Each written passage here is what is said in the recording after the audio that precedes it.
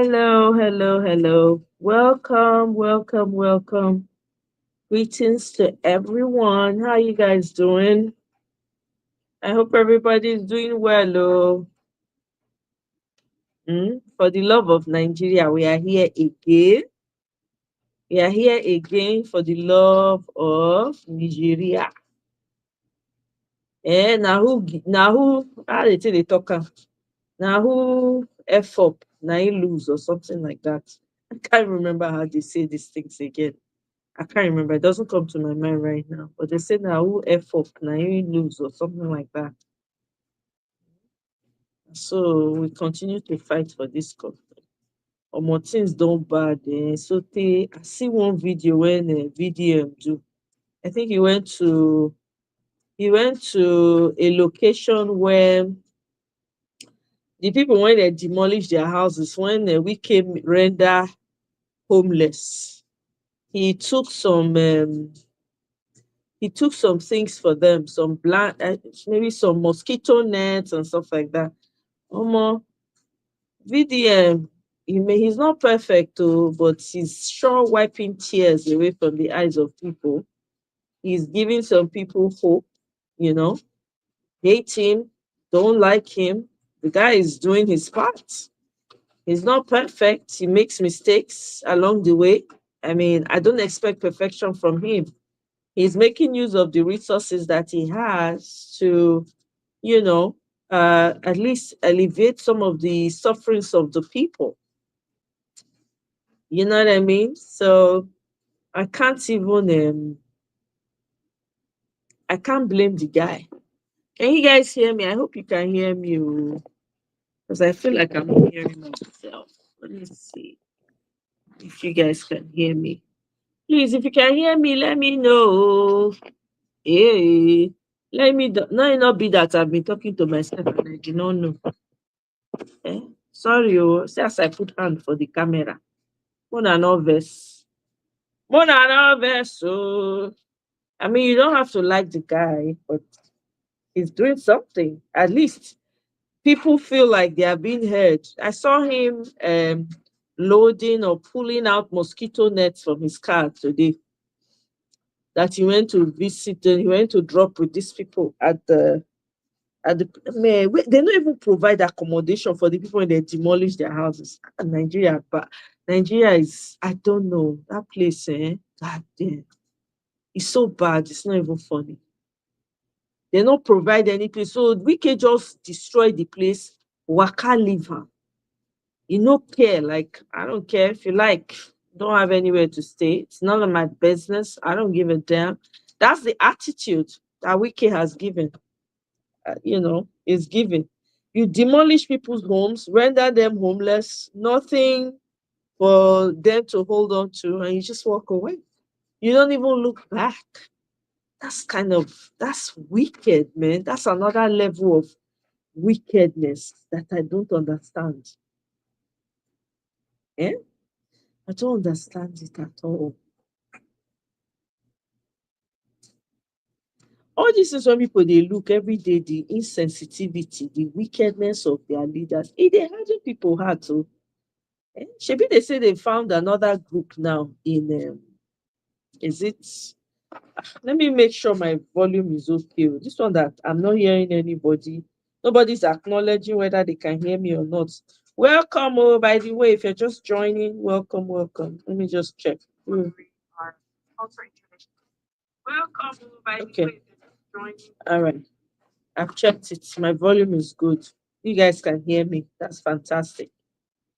You know, there's a new terrorist group that has been identified in the north. Apparently, they said it's been around though, for some time, but they've been hiding it. They don't want people to know about it, so they can't hide it anymore. I think somebody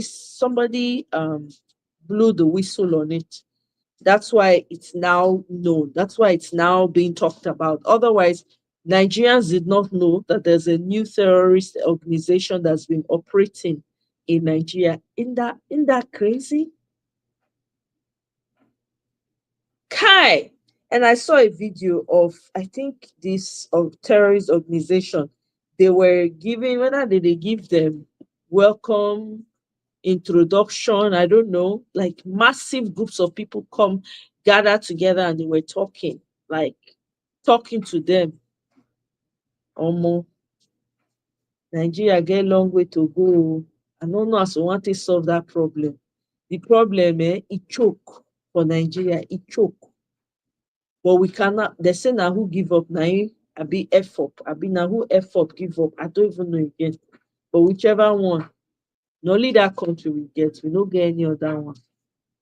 If we say we close our eye now, uh, pretend like say we not see wetin dey happen. Person, omo, it's not. I dey wonder if to say we know they talk at all, waiting for happen. Like if we didn't have any voice, nobody talking about the issues in Nigeria, what's going on. I wonder how it will be. I really wonder. I wonder how terrible the state of things will be. Eh?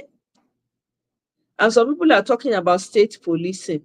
The reason why people are afraid of state policing is because they don't have a good agenda. That's what it means. They don't, what they intend to do with state policing is a more sinister thing. That's why people are kicking against it. Because it will now be like survive the who get power pass, show of power. Eh? I don't know. I want to play that VDM's video. I really respect that young man for doing what he's doing. I'm not even going to pretend. I really appreciate. He's not perfect, like I said, but he's wiping a lot of tears. Oh. I'm not even going to pretend. He's really wiping a lot of. It's just a shame. Let me bring this video here. Hmm.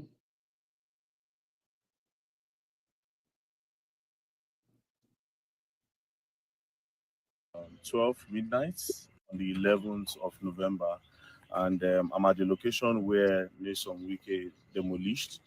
Um, this is the condition of the people currently. See where they are sleeping outside in the cold. Come closer. Okay. See them sleeping outside in the cold. Come. Come to these guys. So we still go around so that we'll go to where the children are. Come. We still have to go around. See this one.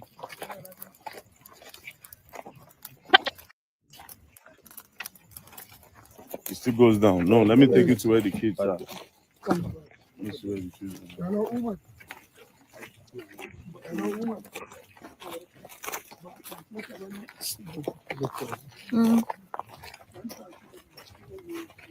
Just come.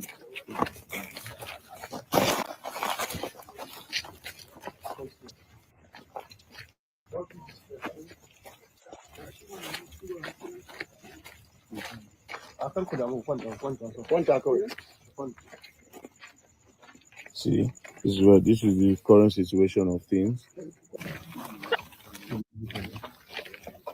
Make sure you get in. See, look at the elderly. That's the elderly. See? So let's go to where the children are.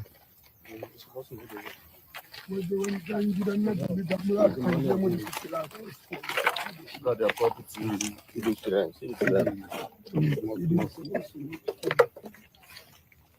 Oh, look at the kids. See,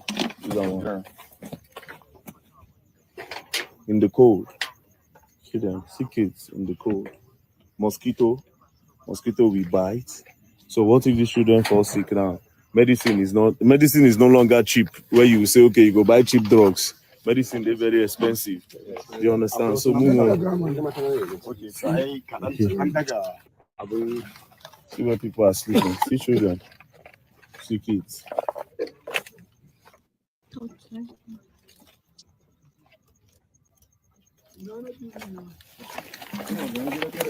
Come on, let's see. You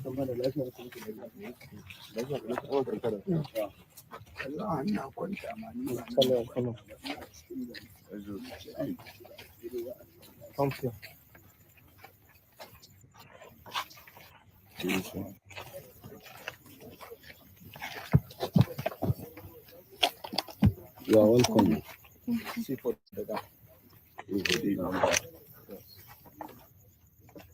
See, Charles, see this one. You are a little baby. You are a little baby. This is just, see, come. See? Okay, go close.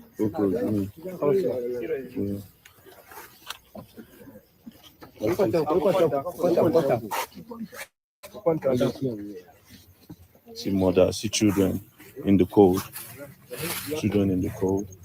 No shelter, nothing.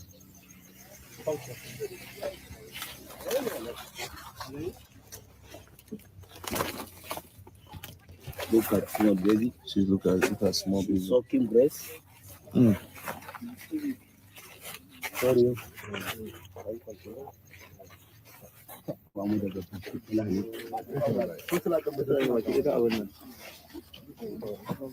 So, over. There are many. Go down there. So this is just a very humble appeal to the Honorable Minister of FCT and also President Asiwaju Bola Ahmed Tinubu. Please, Wike, please, if you want to demolish a place, look for a way to relocate the people, or better still, try to compensate the people. You cannot demolish this place and just leave these people stranded like this. Where do you expect them to go to? In this hardship, in this economy where everybody is living from mountains, and see the condition you are putting children. See children inside the cold. No shelter, nothing. Mosquito will hit them, nothing. No mosquito. Let's not even talk about the dirty environments, the cholera, the diseases that they can pass. To you, Nelson Wike, that you should do something about it. Please, Nelson Wike, do something about this. Relocate these people, or better still, compensate them and send them back to their homes or wherever they are coming from.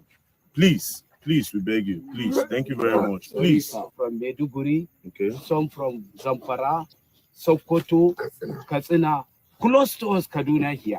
And the Naija State very close to FCT. Yes. But they meet us here to save their life.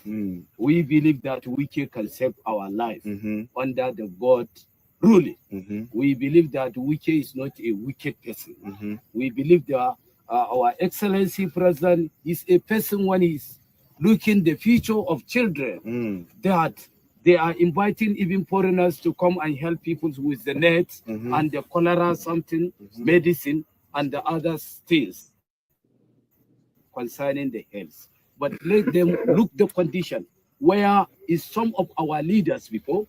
They push us in this condition. In the FCT, Federal Republic of Nigeria Center, it's very shameful people to follow their people to FCT to come and rescue their stomach and their life. Some people meet us here, they are collected our clothes to wear, because where they go, this kind of banding, hardship is insurgency, kidnapping, armed robbery. Especially bandits. In here, we several times are organizing some money to send the people when they pick them from their houses in different locations. So what is our appeal? We are not dragging of the land. From here to boundary of Niger is belong to federal government. From here to Benin Republic border is belong to federal government. From here to Cameroon border is belong to federal government. We are the children of Nigeria. We are the people of Nigeria. For the humanity concern, we are calling their attention to help us.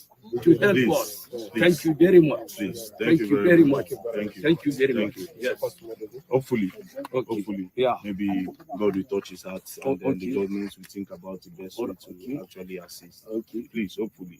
My work is to just show them and show the world that look at what is going on. Yes, we are here more than 15,000 people are living in this community. But I believe if politicians come to meet us, 15,000 people, voters card can help him.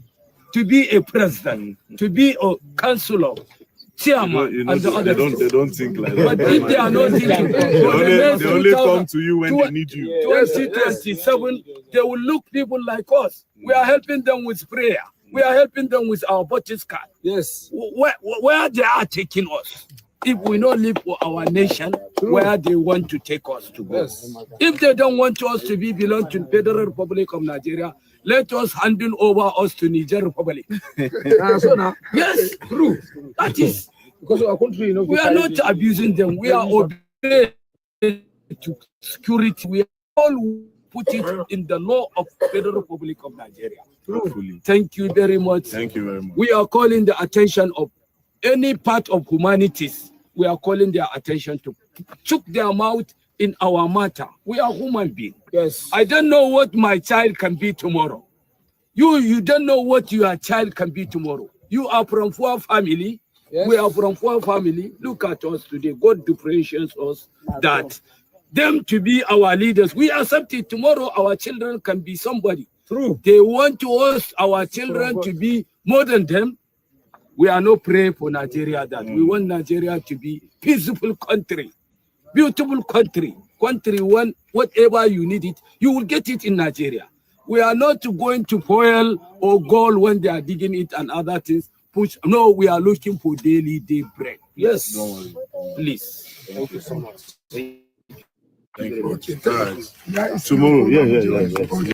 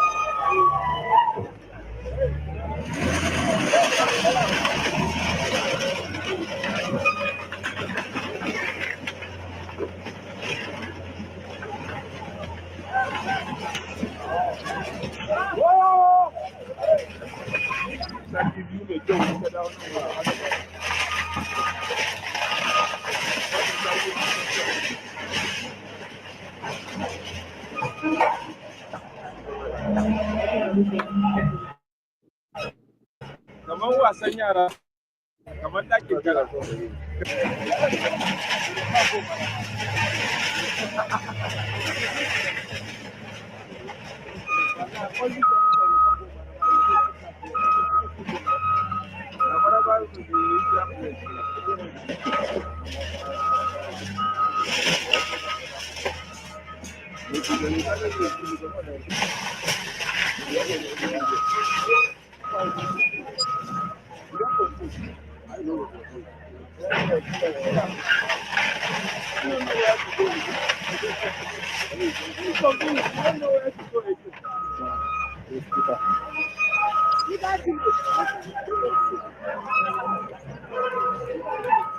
Yes, we started a special operation based on the directive of the Honorable Minister FCT Barrister Nyesom Wike to ensure that the city center is rid of every form of nuisances and criminalities. And because of the concern of the FCT administration, there was a special task team that was established called Operation Sweep, headed by the Commissioner of Police FCT, CP Olatunji Disu. And we've been working from the one which were, and this is the 9th that we are out here at Ruga. We have 4 sectors like we mentioned before now, and the 4 sectors are covering different parts of the FCT simultaneously. But presently, this sector is at Ruga village, where we have a lot of shanties and illegal structures on people's plots of land. And it has been established over time that these shanties harbors criminal elements and all those unauthorized people going into activities that are abominable to the law of the land. And that's why we are here this morning to ensure that we remove it. And you should see it's also close to the rail corridor. and we must always make the rail corridor safer for all those who are using the metro line. And that's why this is being removed this morning, because they've had incidences of vandalism of the rail and the rest, and arrests have been made. But coming here to remove this unplanned settlement and shanties will also improve security of the rail track and the rail corridor. Over time, we know that these operations have been ongoing, right? But is there some sort of, will the FCTA be taking some sort of step, another dimension, to ensure that this doesn't repeat itself? Because when you destroy, they'll still come back and lay their foundation and all of that. So will you be taking maybe a more stringent step?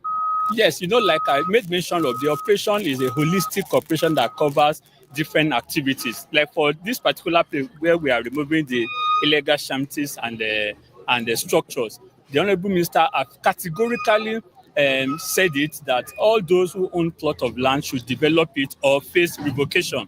And we believe, and most of them here have complained over time, that the reason why they've not been able to have access to their plot of land is because of these shanties and the criminal elements that are here. They've tried to take over their plot of land in time past, and they've come under severe situation.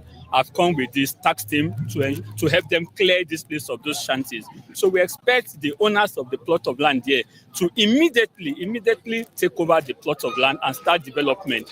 Because if you allow, if you don't take over, the illegal settlers can also still return back here. So, and remember, like I said, the FCT minister have also said that it will be revoked if they refuse to take over the plot of land. You've been given several warnings not to erect structures, but somehow, once they come demolished and they go back, you can still erect your structures. Can you tell us why? Well, for me, all of this is a joke. I will answer your question. I think one thing is very important. We are Nigerian citizens. We live in the FCT. We contribute a lot to the socio-economic development of the FCT, but nobody knows. All we come across all the time is people coming to just tell us to leave. Nobody even wants to know why we're living here. So I think for fairness, it's important you hear more from us than just coming to tell us to leave or tell us we are living in an illegal environment. But this land belongs to someone else, isn't it? Yes, it's because not all of us can live in expensive houses in the FCT. And we like I said, we contribute a lot to the FCT. There's a reason why we have to come here. So it's not something, there's a lot I want to say, but it's not something. Congrats, Carol. Your youngest finally popped the question. I say we contribute to the socio-economic development. You said? Some of us are farmers. Some of us are drivers. Some of us are bricklayers. We do a lot of things. Most of these beautiful houses built in Abuja are built by some of us. But we cannot live in those houses. Laborers. Different kind of things. You understand? There are so many things that we do. A lot of us. But nobody wants to even know. All they tell us all the time is people are living in illegal areas. Leave this place. Why are we living here? Don't we have? Tell us, go ahead. Yeah, because we cannot afford. We cannot afford other places. Why don't you move to satellite towns? You said? Why don't you Transportation is an issue. How much will I spend in a month if I'm living? Do I know how much you earn? Do you know how much I earn? So you're saying you can... Let me give you an example. If I'm a laborer, for example, and per day I earn 4,000 naira, how much food am I going to eat? If I live in Nyanya, for example, how much will I spend from Nyanya to town if I'm to build somebody's house in Maitama? What's that period? Exactly. Look at houses in Uye here. Most houses built in Uye, even this site, it's people, laborers, they get laborers from here. You just trek to your site. So 4,000 naira might have some value for you. So the appeal you're making to government, that's you said? What's the proposition to the federal government? Yes, we have been in this community for over 20 years. As they do, wait, over 20 years. We have been demolished more than demolition have they've come for demolition here more than 20 times. Listen, please, please, yeah, nobody is talking to you now. They've come here more than 20 times, and we are still here. We're appealing to the government. We're appealing to the government. Would want a resettlement. Whatever condition they can give us to resettle us, I think we are ready to accept those conditions. This is just our appeal. Are you ready to vacate this? Because we are not ready, we can be ready to vacate, but we're not ready to leave Abuja. And we will always want to find a place to put our heads. So it means demolition will continue. So I think it's important for us to come to terms with the government. Let's all understand, nobody is fighting anyone. We would need to have an understanding between us and the government. Your name and name of... My name is Ibrahim. I am the secretary, Ibrahim Yusuf. I'm the secretary of Ruga community.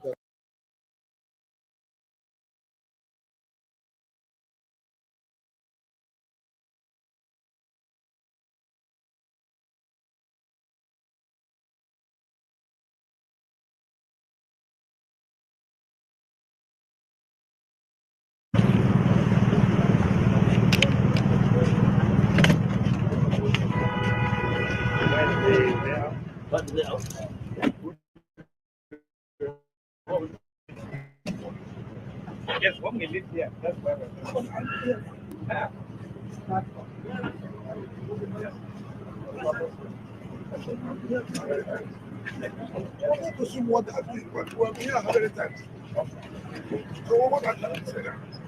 Your Excellency, this is the location of the end of the contract that was commissioned.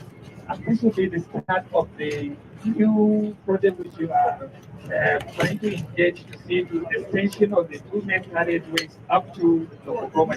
Yes. Yes, that has not been awarded. And I thought this is the best point to show. Yes. They have, on the extreme end is the left-hand service carriageway, which they are working on, which when we leave here is where we are going to monitor the progress of that work. And then this also from the position where, in your opinion, this two main carriages will be extended to Lokogoma, which is Ring Road. Lokogoma Junction is what they call it, but yes.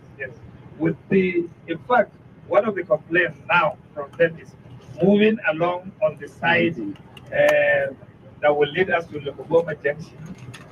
That is past ShopRite upper resettlement junction also is heavily trafficked. I said this will form a very good basis to even make a clear understanding why this road must be expanded and yes. Where would you get it money from? You know how to get your money. But at the point I was wondering, but now I've seen it. You know how to get.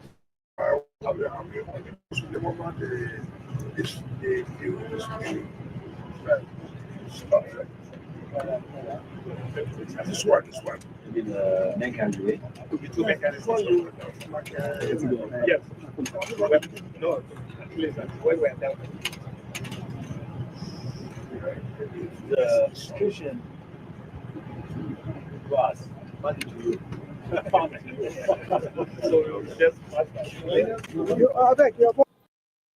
If your HVAC unit is at least 5 years old and you own your own home, you may be eligible to have your unit. What do we expect? Well, it's still what we have said about the New Hope agenda to open up all areas of Abuja. Just to see where we are and look at the joy of the people that we have come to attend to this particular area. And that's what we're seeing every day. All looks like credits, everybody wants their own area to be touched. We came up from the Osaks too. Now, you see what CGT is doing on the dual carriage, the 2-lane. Now, we want to expand because that alone will not reduce the traffic as we want it. So there's the need that we have to do another 6 lanes they'll get down to what size they are doing. In that case, we'll be able to have reduced into Lukubuma.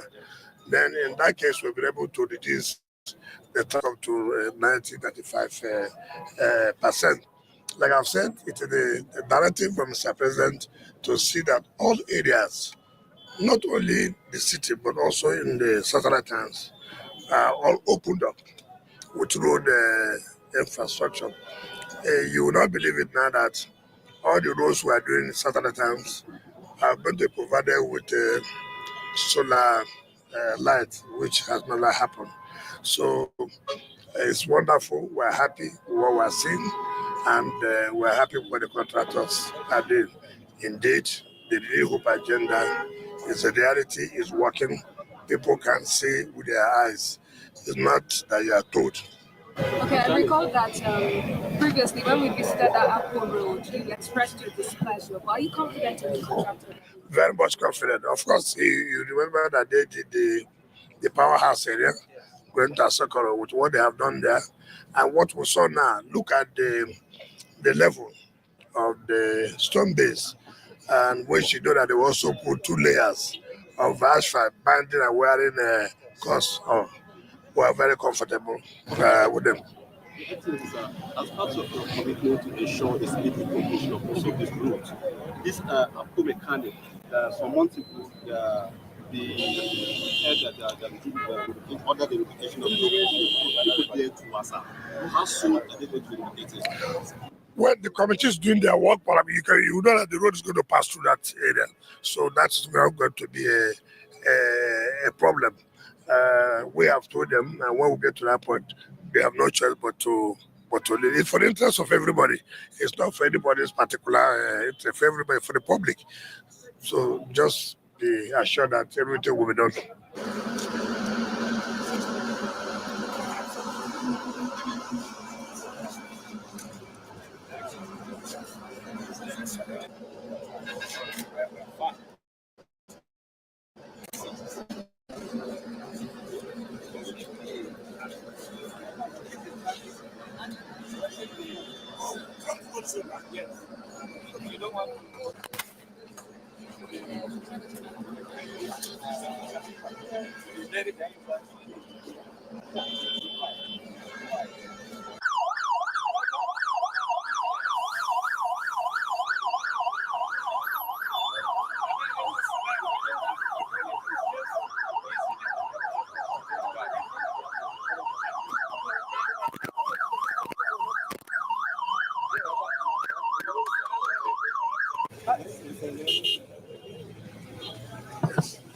Welcome, Your Excellency.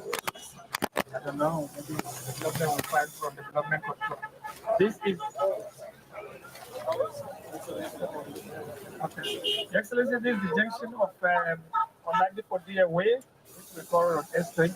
That is what we're extending to, and that is the Marere, Director Marere Way, which somewhere around Sidek Red, we're connected to.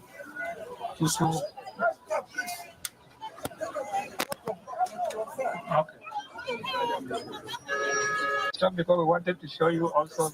Yes, it leads to Budu Market, and that is one of the crowd pulling road. And then this leads to Apple Legislative Quarters. This road leads to so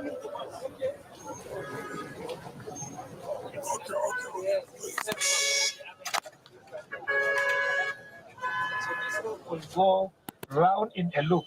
Please let me have this. Because you need electrical power supply to it. And the district is yes. Yes. So we are standing just at this junction. So you can see. Yes. All the complementary engineering facilities because there are heavy development of facilities. Yes, around here. So we are not expanding. We are just extending. No, it's a free corridor. And the corridor is preserved. The only thing around here we have a village obstruction which we thought we would like to take you there depending on your time. And then around here there's a heavy rock, after which around the school there is a plantation before we can get to do also. Let them school. couldn't do that originally. 1 week is enough. You know why? You can imagine the weather we have. We don't know what to happen next year. Utilize it right. So we need to utilize. Not to work with the emergency. So what do you utilize? Yes. If you lose it, then it's gone. So what is the management that starts? Yes.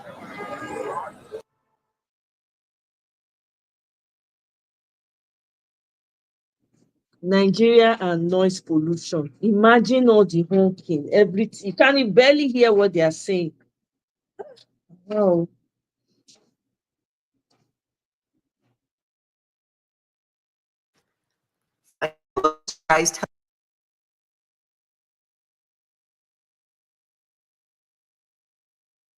This was not full time for me. It was dual because I worked as an engineer, had a company, but I also, side by side, was continuing the politics.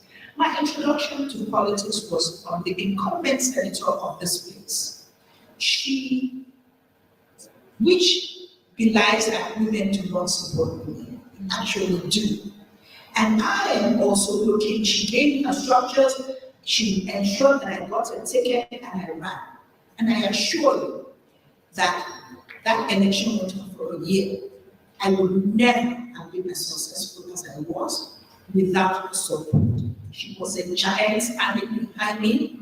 When I get scared, I run to her. Oh, Mrs. Forgetting is a lightweight. There's nothing to be afraid of. I would solidly behind you. And that helped me to become the person, the politician that I am, to understand the FCT the way she understood it. You all live here. I'm sure most of you do not know your words because it's not a political thing for you. So, and now that I'm a senator, in the Senate, we are only 4 women out of 109 men. And every day, I assure you, is a battle. So you don't think that, oh, you've arrived. As a woman, you never arrive. But as I said, I'm a tenacious person. In the Senate, I don't want to fight. If it's necessary, I fight. Not physical fight, but you know what I mean. I will take it on. That's why I keep, people say, why are you fighting the minister? I don't know him, I've never met him before. I am fighting for the people of the Federal Capital Territory because they elected me to be their voice. So it's not that kind of battle, but the fact that I refuse to be silenced. To begin with, I'm a civil engineer. So, and as I tell everybody, I'm 70 years old, so you can imagine when I went to university, there were not that many civil engineers. So I've always had to face this issue of, no, she must be in the wrong class. Oh no, she cannot be an engineer. I come from a family of a very, very liberal father, Christian mother, and a family of mostly women. Oh, later in life, when we were all grown up, my father did have sons, but mostly it was women. And my father had a thing about, women were the children to have. Anytime he sees a pregnant woman, he'll say, I'd like to give you a daughter. So I never felt less than any man growing up. And I realized that self-esteem that I was given at home, it goes a long way to helping when you get outside there, where you get a lot of battling. So I studied and graduated as an engineer. I remember there was a colleague of mine. Let me just give you a small example. We hadn't started the real engineering courses. We were taking pre-engineering and we were in geology. And in the geology class, it was a very big class, summer class, and there were only 3 Black people. Myself and 2 other men. So there was a day I was sick, and when I came back, the professor said, I chose one of the men to ask him. And you should have seen the look. They were so condescending. It's, oh, we always knew she was not meant to be in this class. It so pained me that at the end of it all, fortunately, older teachers, usually they put your ID card and your grade, but older teachers don't care. They just put your name and your grade. So I went to check, and I got a B plus, and they both got a C. So we continued. One of them ended up being in civil engineering with me. I had a scholarship, so all I did was study. He had 2 jobs as well as going to school. So he needed to depend on me for homeworks, labs, everything. So when we graduated, he said to me, no, I would never have made it. I said, remember the first time we met? He said, no. Have you heard about the people who are investing in real estate that's backed by the government for just a few $100s? It's actually. I said, in geology, when you thought, oh, she has misquoted, this is not her real class. When I came back, I started working. NYSC wasn't too difficult. I did it in Lagos, and truthfully, I played through my NYSC. That's when I first met my husband. I was hardly ever there. But then when I started working, I worked for New Nigeria Construction Company in Kaduna, a subsidiary of the Northern Nigeria Development Company. And you should see the look. There were only 3 women in the company, myself and 2 secretaries. So sometimes I go to a site, I'm trying to tell the guy that I'm the new project engineer in this site. I say, don't speak to me, I don't talk to women, I don't talk to women. Can I give my that? I said, okay. So I'll go back to the office and say, we need either a new maker or a new engineer. The maker doesn't talk to women. So I experienced so much when I go to a big site, because we built the teaching hospital in Chicago. As soon as I come on the site, all the hammers stop, everything stops. It's like, what's she doing here? Then I start climbing up to inspect something.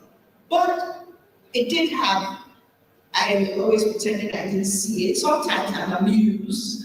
Other times I just, very rarely did I get upset by it. My own God, they just gave him to me. I had my own house in Kaduna.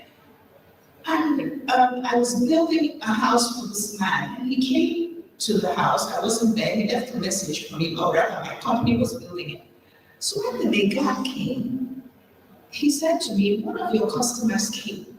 I said, my customers? I don't understand. He said, madam, are you not a prostitute? You have to be living by yourself. I said, excuse me, you actually think that I'm a prostitute? He said, but you're not living with your mother and father, now you're living in your own house. And I thought, oh wow, interesting. So the shock on my face, he said, you're not? I said, no, I work for the company that employs you. So that had me really shocked, but most of the time I'm amused by it. I've also been the kind of person who, when you see a lapse in something,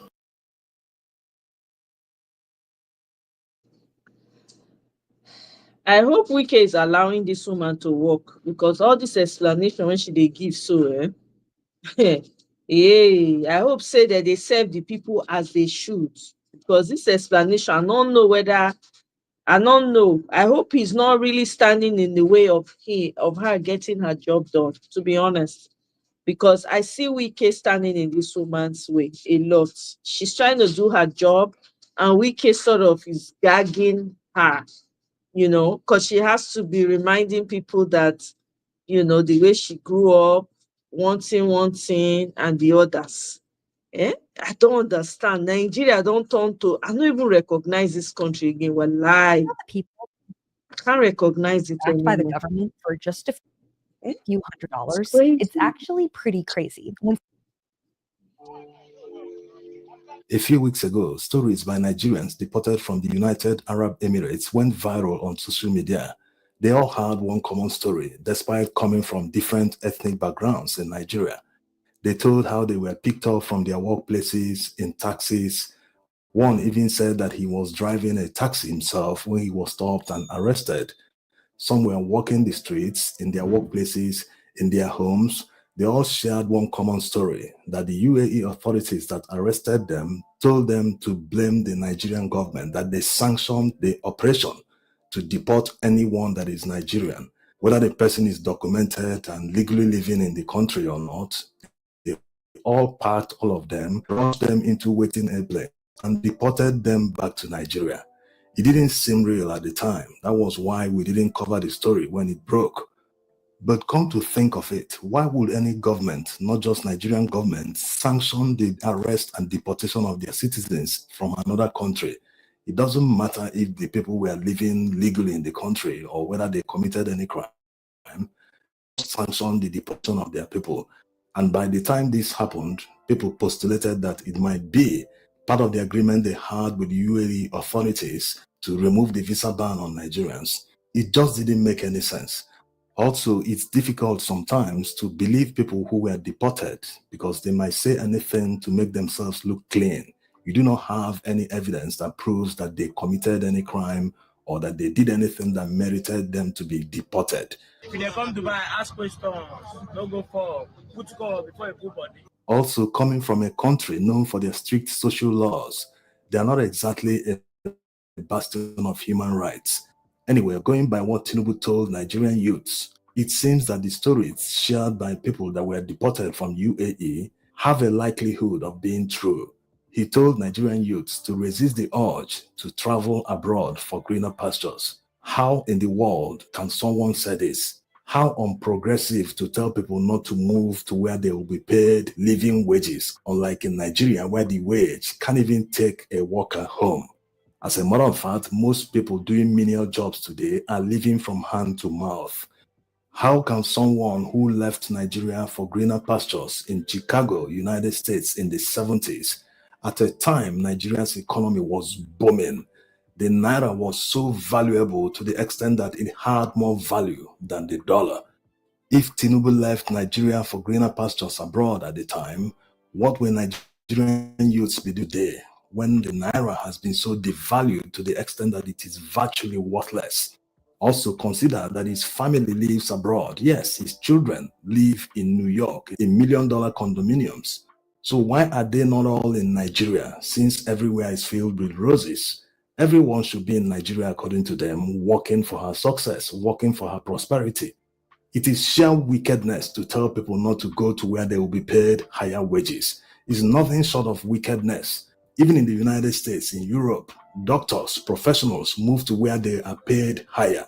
They go for greener pastures. No one tells them, hey, stay in your country and develop it. Stay here and do this, stay here and do that. No. If a doctor will be paid 3 times his wages in the United States, he will quickly jump at the offer. That's why you see them in Saudi Arabia, in the UAE, many higher than Western countries.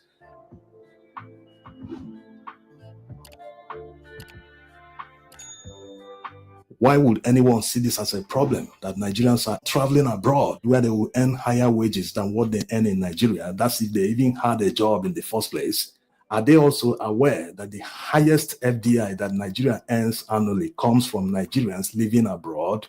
They remit more than $20 billion to Nigeria annually. Does that not contribute to development and job creation in Nigeria? Who call these people progressives? No, they are not progressives. They are destiny killers. How can anyone have a problem with someone earning higher wages? How can anyone have a problem with someone traveling abroad where he will earn better wages and live better life? So they intentionally create a prison environment in Nigeria to lock everyone in. They don't want people to develop. They don't want people to earn higher wages. One wonders what is going on in their mind, and Fashola is in on it. He also urged Nigerians to resist the urge to travel abroad. You can't create the enabling environment in Nigeria. They are suffocating the economy, suffocating everywhere. People are scrambling for one service that is not even available. And when people have the opportunity to travel where they will live a better life and earn better wages, they still want to stop them from going there. All the multinationals that left Nigeria the past year, they never invited any of their CEOs to ask them, what is the problem? What can the government do to stop you people from leaving Nigeria? They never did that. And they wonder why everyone is interested in leaving the country, in seeking for greener pastures abroad. Nothing is working. Employment creators are packing their bags and leaving, and you are telling school leavers who are expected to get employment and start planning their lives early, telling them to sit around and do nothing. Why? In the 70s, school leavers had up to 3 different job opportunities when they were leaving school. They had to sit down and decide which one to take. Unlike today, when few job openings are published, thousands, if not millions of people apply for them. There is practically nothing to do here. School leavers don't work in many of their professions. Many become vendors. How can someone, after spending 5 years in the university reading engineering, end up being a POS operator by the roadside? Are they thinking about all this?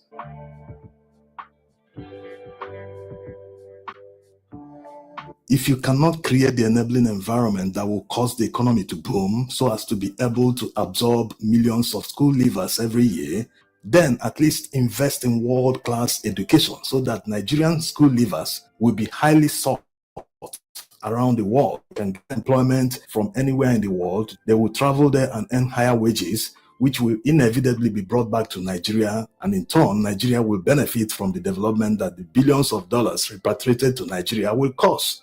It's a win-win for everyone. Look at India. They are the highest in the diaspora everywhere. They have professionals in all fields.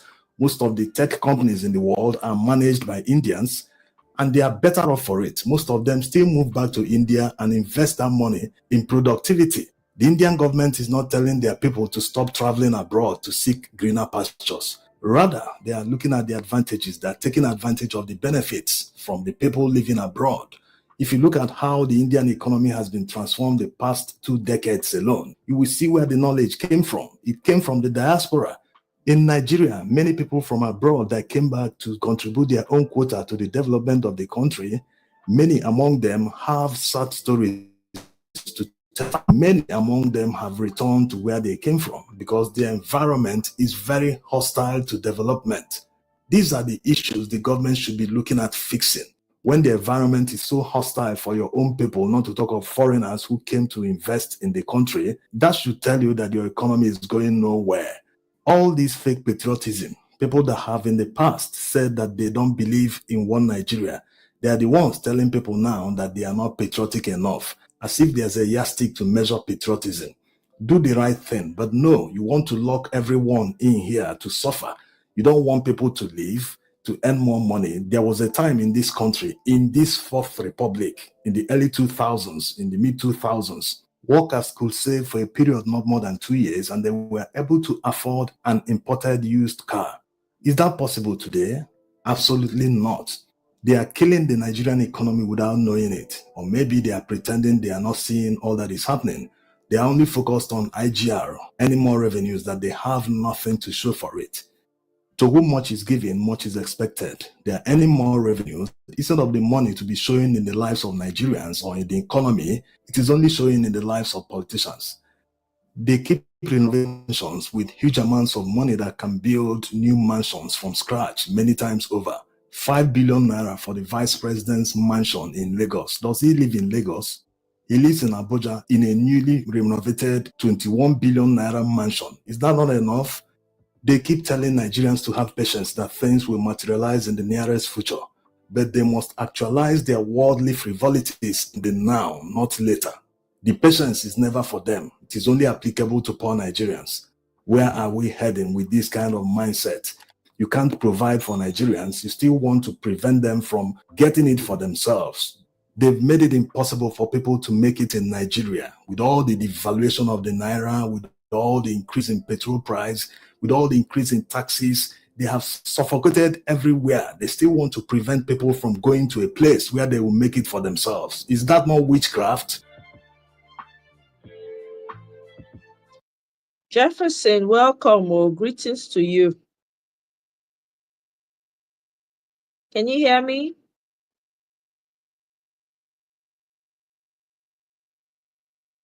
Jefferson, can you hear me?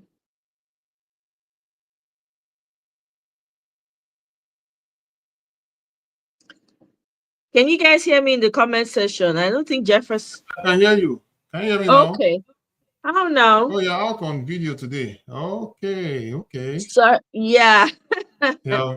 Yeah. Oh, How are you? I'm Happy fine. Happy Wait, are Monday. you the same person with this? Okay, this is the wallpaper. Yeah, this is just a screen thing, but yeah, it's the same me. I mean, I don't think I'm different. Oh, okay. It's nice to meet you again. Same Jenny, here. right? How are Nice to you? meet you. Happy Monday. Mm. Oh yeah, happy Monday, right? Yeah, yeah, happy Monday. Yeah, Can you see it's me? crazy. Huh? You can see me, right? Okay. Yeah, I can see you. Oh, I can see you clearly. Oh, okay. So Yeah. who has the third profile? Is it you? Yeah, it's me. It's I'm working on two screens at the same time because there's some new videos I need to move around. So that's why. Oh, Yeah. okay, okay, Yeah. okay.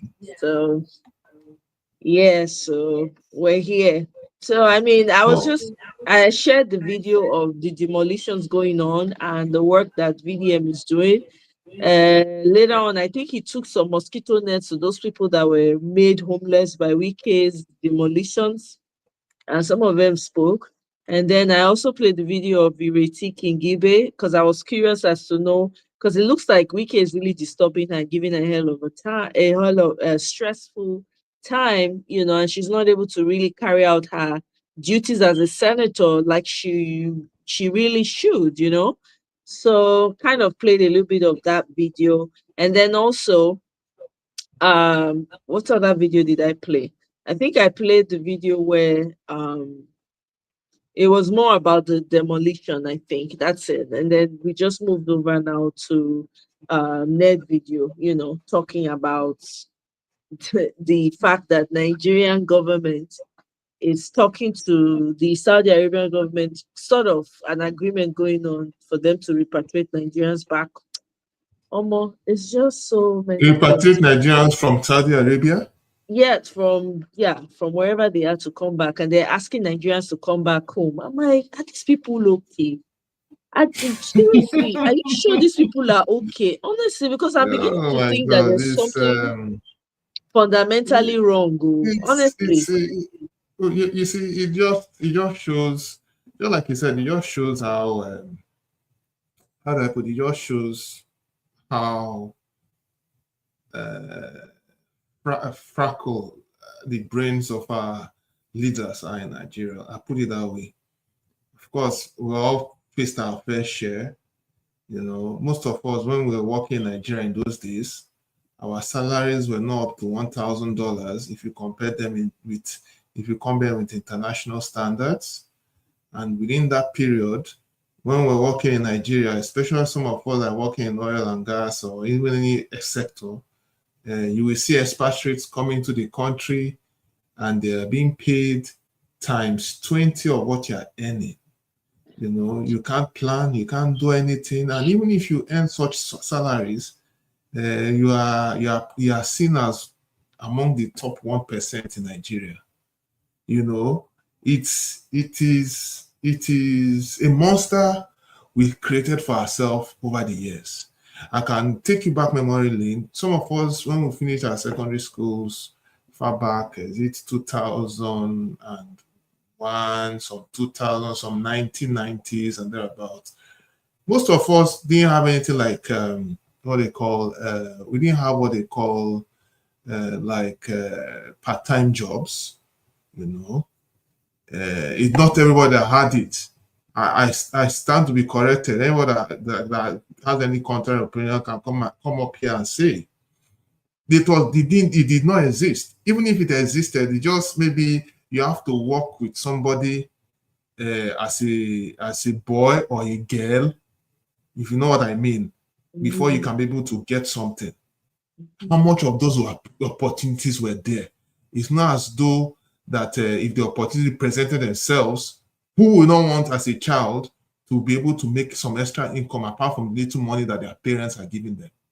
That opportunity was not there. It was not there for us. And this is the environment, that's the kind of environment we grew up. Some of us, we even grew up, we even finished universities When we write our thesis, we didn't even have a laptop. I'm one of those victims. I had my first laptop when I finished university. After university, that's when I had my first laptop. Is that a good thing? This is some of us that finished some in the 90s, universities in the 90s, some in the first 2000s, if you know what I'm talking about. You see, that's the kind of environment Nigeria brought us up into. And some of us who were lucky to have gone abroad, maybe do a master's program, it was like like a fast forward kind of situation, because you're moving into an environment where you have your laptop, okay, and you're trying to compete with people who have been exposed with all these facilities over the years, and they know how to use computer, they know how to do so many other basic things, things that we're supposed to have been doing from time immemorial. Don't get me wrong, it's not as if we just sat down handicapped. At least some of us were sharp, were wise, were smart, and were able to still figure it out, even with the little resources that we have. But if you look at it on the collective, it was still very, very poor, because not many people were prepared for the future. And that is what Nigeria is. That's what Nigeria is churning out. Our institutions are running amok. We don't have good. We don't have good institutions. We don't have good. Of course, we don't have good schools. The hospitals we used to pride of, they are fading out. Are Nigerians very, very smart? Yes, Nigerians are extremely smart people. We are very, very smart people, but we are in a wrong environment. Of course, most Nigerians, when they have the opportunity, they leave. Some of us who were married that were in Nigeria and had to give birth to their children in Nigeria, some of us who we had the privilege to go to good hospitals, some of those doctors were exceptional, and they carried out good operations, making sure, if it was a cesarean section or whatever, making sure at least baby was delivered safely. Even as compared to what we have in the US or in UK or any part of the world. And such people with those good skill sets, they cannot even, Nigeria, because of the environment in Nigeria, some of them cannot even stay in the country. If they have the opportunity, they have gone abroad. And some will say they cannot come back. What do they want Nigerians to do? Is it when they now carry a knife, cut their hand, and let the blood breathe out of them? That's when they know that, oh, Nigerians are dying for the country. They need to understand. They need to understand that Nigerians cannot. There's a limit to what Nigerians can take. There is a limit to what Nigerians can take. It is a problem. It's an epidemic problem. Yeah, I think that it's just proof that Nigerian government disrespects Nigerians. They don't have any. They have zero respect for Nigerians. Yes, and I'm even coming to that. Yeah, for you to want to take away people's source of livelihood because it's not coming from you, that's another level of mental illness. That's the only way I can describe it. So you're trying to take control of your people, but you have not provided the resources. The insecurity is higher than it's ever been. I can tell you one. Are not good. There is nothing that you are using. There's nothing you are giving to the people to even cushion the hardship that they are currently in. Honestly, Nigerian government they disdain Nigerians. Unfortunately, until Nigerians rise up, I don't know if that respect will ever come. Well, look at it this way. I can tell you one thing, that Nigerians are really going through a lot. The likes of Wiki Akwa, to me, I pity him, because everything does not end here. It doesn't. See, look, he's not the first leader on this planet. If we go through historical context, we have the Alexander the Great. We have so many great people that have come and gone that were even more ruthless than these people. Of course, we all know how they ended up, and all we can do is to read their history books.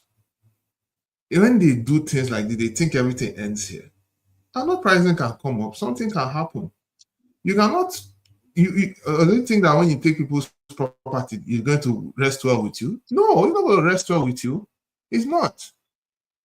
But I'm sorry to say, It's not. Jefferson, I'm sorry to say this, but it does seem like these people are getting away with everything.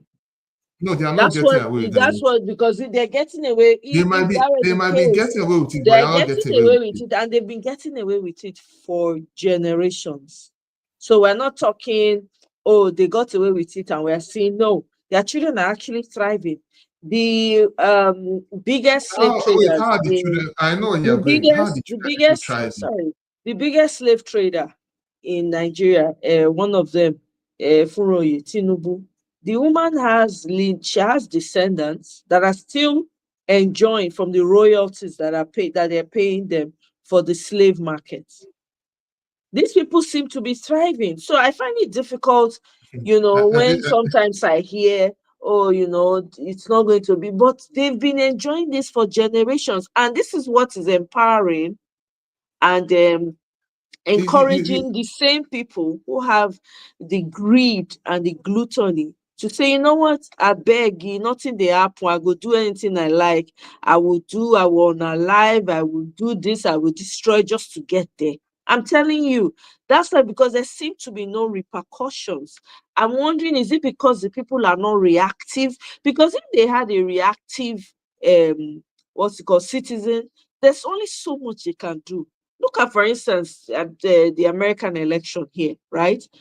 What people saw, the fact that people voted en masse for Trump and he won by a landslide, is as a result of the people being sick and tired. They Thank were you. desperate to Thank you see very much change, for saying and they made it happen. yes. So if we Yes, they have were. Yes. sorry, I'm not allowed with this, and I'll let you speak, right? If we have a very docile citizen in Nigeria, where people, they are not, no matter what you do to them, you can heap any type of suffering and punishment on them, and they keep absorbing it. There is no way that government is going to rethink whatever they are doing. They will keep making it difficult. You can't try it here in America. You can't. Even as the election was going, and people were following it bumper to bumper. Did you hear this thing is happening? They say they're taking ballots in Pennsylvania. Can somebody check on that? Can this and that? People were prepping, like anything will happen, it's all gonna go down from here. Are Nigerians are ready? Do Nigerians have that mindset? Because I want to just put it out there. I think that the reason why the suffering is increasing, because the government in Nigeria see that the citizens are docile and they can get away with anything. That's just the truth. There's no outrage, no matter I what know. happens. See, I know what you are saying. What you should understand, there's so many factors that are playing into it. Most Nigerians are actually terrified for their life. And how do I mean? First of all, Hey, we they're as a country. terrified, but they are being Let me unalive do you every mind if day. I say something? No, Let I me just tell you. want to I just want to add this, right? So you can speak on it as well. They are terrified, but they are being unalive every single day. They can't get out of their houses. Go ahead. Okay. Yeah. Now, I'll tell you what. Nigerians are. Who is this one? What is this one saying? I'm not interrupting anybody. Please, am I interrupting you, Kenny? All right, never mind. So, That's my sister Ify. She came to my defense. no It doesn't problem. matter whether you interrupt. She's like, don't talk to my sister like that. Basically, I'm Ify, not. I'm not welcome. interrupting you. I know I was trying to say something, Yeah, but you're trying to say something. Yeah, go yeah, ahead. Go ahead. yes. Okay, so here's it this way. Like I said, Nigerians are terrified. Oh, someone said yes. Okay. Yeah, so Nigerians are terrified for their lives, and they're just trying to survive. It's two things. And the politicians, they are building on that sentiment. I don't know how to explain it. It's just like if you have a pet in the house. A pet, if Depends on how you take care of it. Once you have some numerous pets in your backyard, occasionally, if the pet, anyhow you want, you can treat it because you know it's under your beck and call. You can decide to just come out, meet your pet, the dogs there. You can slap it, you can beat it the way you want. Even if they want to up price, you can carry cane, beat it, and you tell the dogs that you are the ones in charge. And then occasionally you keep on giving them something, and then they keep on eating. That is what Nigeria is turning into. Nigeria is turning into a big house where we have 200 million pets under a leader who feels that he can give us bones, can give us chicken. Then if you feel that they are his favorite pet, he can give you what he wants. And then that one can start speaking on behalf of everybody else. Can I say something to that analogy? I don't want to lose it. That analogy you just gave about pets, can I say something to it? Yeah, go ahead. Yeah. Let me just add this to it. And you can also, there's no, even pets, the most harmless pets, you get where you go push and reach, you go bite you. Even dog. I grew up with dogs, right? And I used to have dogs in my house. You get where you go, the calmest of pets, the dog go quiet, they in corner, they do it thing, right? You keep messing with it, one day, it go push back. The when it go bite you, you yourself, you go agree. I'm serious. There's a video I saw, I think it's a TikTok video I saw somewhere. Every time the owner of this dog go dey lie for the dog head, say na e thief, he will offer the dog food, right? And then he will now turn around and lie and tell the mother that look, this dog came to eat this dog. The dog, once the mom comes and starts to chastise the dog gets angry. The dog, is like in his feelings, like why? And then you start backing, and then the next thing he goes to a corner and he's sad. Nigerians own no even be like that. That one na dog, na animal we dey talk about. The threshold for reaction, Nigerians don't cross am. You no understand. There is no human being on this, or at least as far as we know, that things like this will be happening to, and they will keep taking it. Nigerian own is on another level. It's terrifying. Go ahead. Yes, it's on that level. And let me add something to it. And again, the politicians know that we as a people, both the rich, let me just say, both the middle class and the poor, they know that we are divided. So they work on that a lot. So is it from the southwest? Is it from the southeast? Is it from the middle belt? Is it from the northeast? Is it not from west? So they work with that sentiment. So, for instance, now, like any sane Nigerian, when they see all these things, they're supposed to speak out and disagree with all these things. But you still see that even when these politicians are speaking, they will still come out. They will still come out and they will still come out. You will see some Nigerians still coming to defend them. Some that don't even have up to 2,000 naira in a month in their account. If they manage to even get small social media, they will come out and be insulting you who is speaking against all these things. And most of them, they still go and attend rallies. That's why I was kind of surprised. Like in this last Edo election, it's only people who are deluded that will still come out, carry their thumbprint and say they are voting for APC. No, now. I've never seen that kind of thing in my life. Despite all the level of hardship, they still came out to vote. No questions asked. And before that period, the Nigerians, we the masses, they were trying to set up a tribal war between the Igbos and the Benin's at the time. They were trying to set up one kind of uprising. But by the grace of God, that didn't work out, because I would say that people are equally gradually waking up. So I'll put it this way: we are kind of divided in our mindset. We have not really come out to say no, and we are very quick. If you don't have up to 100,000 in a month, if you don't earn up to that kind of money, and there's a political opportunity for someone who has nothing to his name to jump on it. If he sees any, even if it's 5,000 naira, or even 50,000, once you share it, they will take it because they are hungry. So it is poverty and suppression that is at play here. People have refused to say, even if you give me this thing, I will say no to it until the right thing is done. So that's where I think that is where we are right now as a people.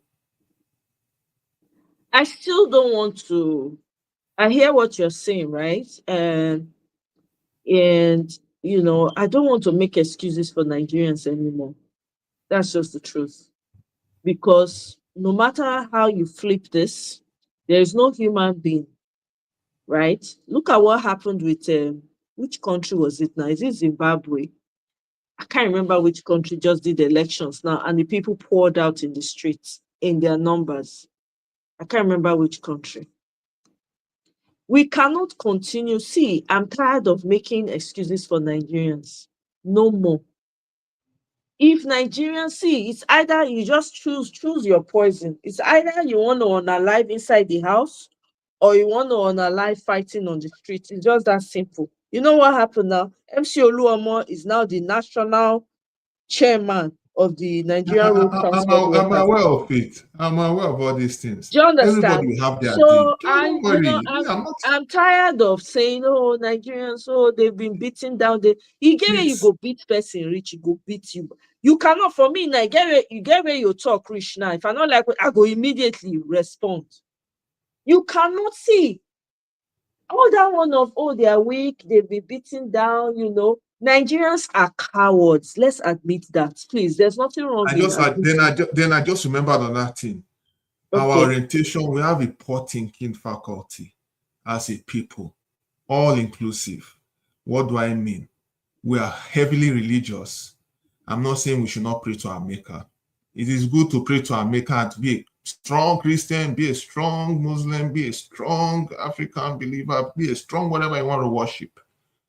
But what have we achieved? But let me tell you something. No, let me explain. On that religious take, right? I've heard that so many times. I have even said it, and I agree that there's been a major brainwash that has happened with religion, right, in Nigeria. But here's the thing. You know the funny thing? A lot of the people who are Christians who go to church, most of them do other things when it is dark. Yes. They don't rely solely on the church. I can tell you for free. There are some, there have been times that I've gone to church and somebody's bag, a lady's bag will drop. Everything when they inside a bag will come out. They see something when they use red cloth, tie. You see another when they use broom, tie. I've seen these things. Some of them, as they are leaving the church, they are going to another place to go and seek help. Some of them are leaving from that church to go and meet an imam. So it's a cop-out. They use Christianity as a cop-out. Because I tell you for free, I used to be a worker in a church. Most of these Christians are the most dark-minded people. I remember because I used to be security. I used to work security, parking cars. Okay, there was a time they were parking cars. There was an event going on, and we had to park cars in a garage. So we're giving cars direction and tickets to park and stuff like that. Now, guess what happened? This lady drove her very posh, nice car and parked right in front of the gate. So I was coming out and I saw, the other person that we all work together. She didn't say anything to me. I walked up to her. I said, why didn't you tell her to move her car? Because people that are trying to get in will be able to get in. She was like, she didn't want to say anything to me. So I said, no. So I went to the lady that was parked in front of the, parking lot. And I said, sorry, madam, please, can you move your car a little bit forward so that people that are trying to park their cars will have access to the parking garage? This woman looked at me. Are you jealous of me? Is it because I'm driving a luxury car? Is it because I'm beautiful? Why do you feel the need to talk to me? So what? I'm parked in front of the parking garage. How does that affect you? Is it because I'm married to a wealthy man? I have no idea who this woman is, by the way. Never seen her in my life. That was the first time I was seeing her. I've seen people in parking garages. As they're leaving the church, they are cursing each other out in the garage. I have seen people take people's boyfriends, fight over, you came, you were, I wasn't there, you lied, you said you were going for a night vigil, from there you went to the boy's house. I have heard it all. So my point is, the reason why I'm saying all of this, they collected somebody's wife or husband. Okay, or somebody cooked food and was selling inside the church and some people refused to pay. Let me tell you something. All these excuses, not that the problem is not there. I tell you for free, the problem is there. But Nigerians are using it as a cop-out. We're weak people. We're cowards. Let's just say it the way it is. Because I've seen evil in the church. I have seen people say, go and do your worst in the church. There's no excuse. Nigerians are just cowards. They're afraid. But that fear, when they fear, if they unalive them every day, you can't come out of your house. If you come out of your house, you have to pray 14 days prayer and fasting before you come out. On top of the fasting, there's no guarantee that you go and come back. Every day, there's a new terrorist organization that has started again. Apparently, it's been operating for a while. I've forgotten their name. I was like, I'm even yet Exactly. to learn the Do pronunciation you of the name. understand? Or whatever. Exactly.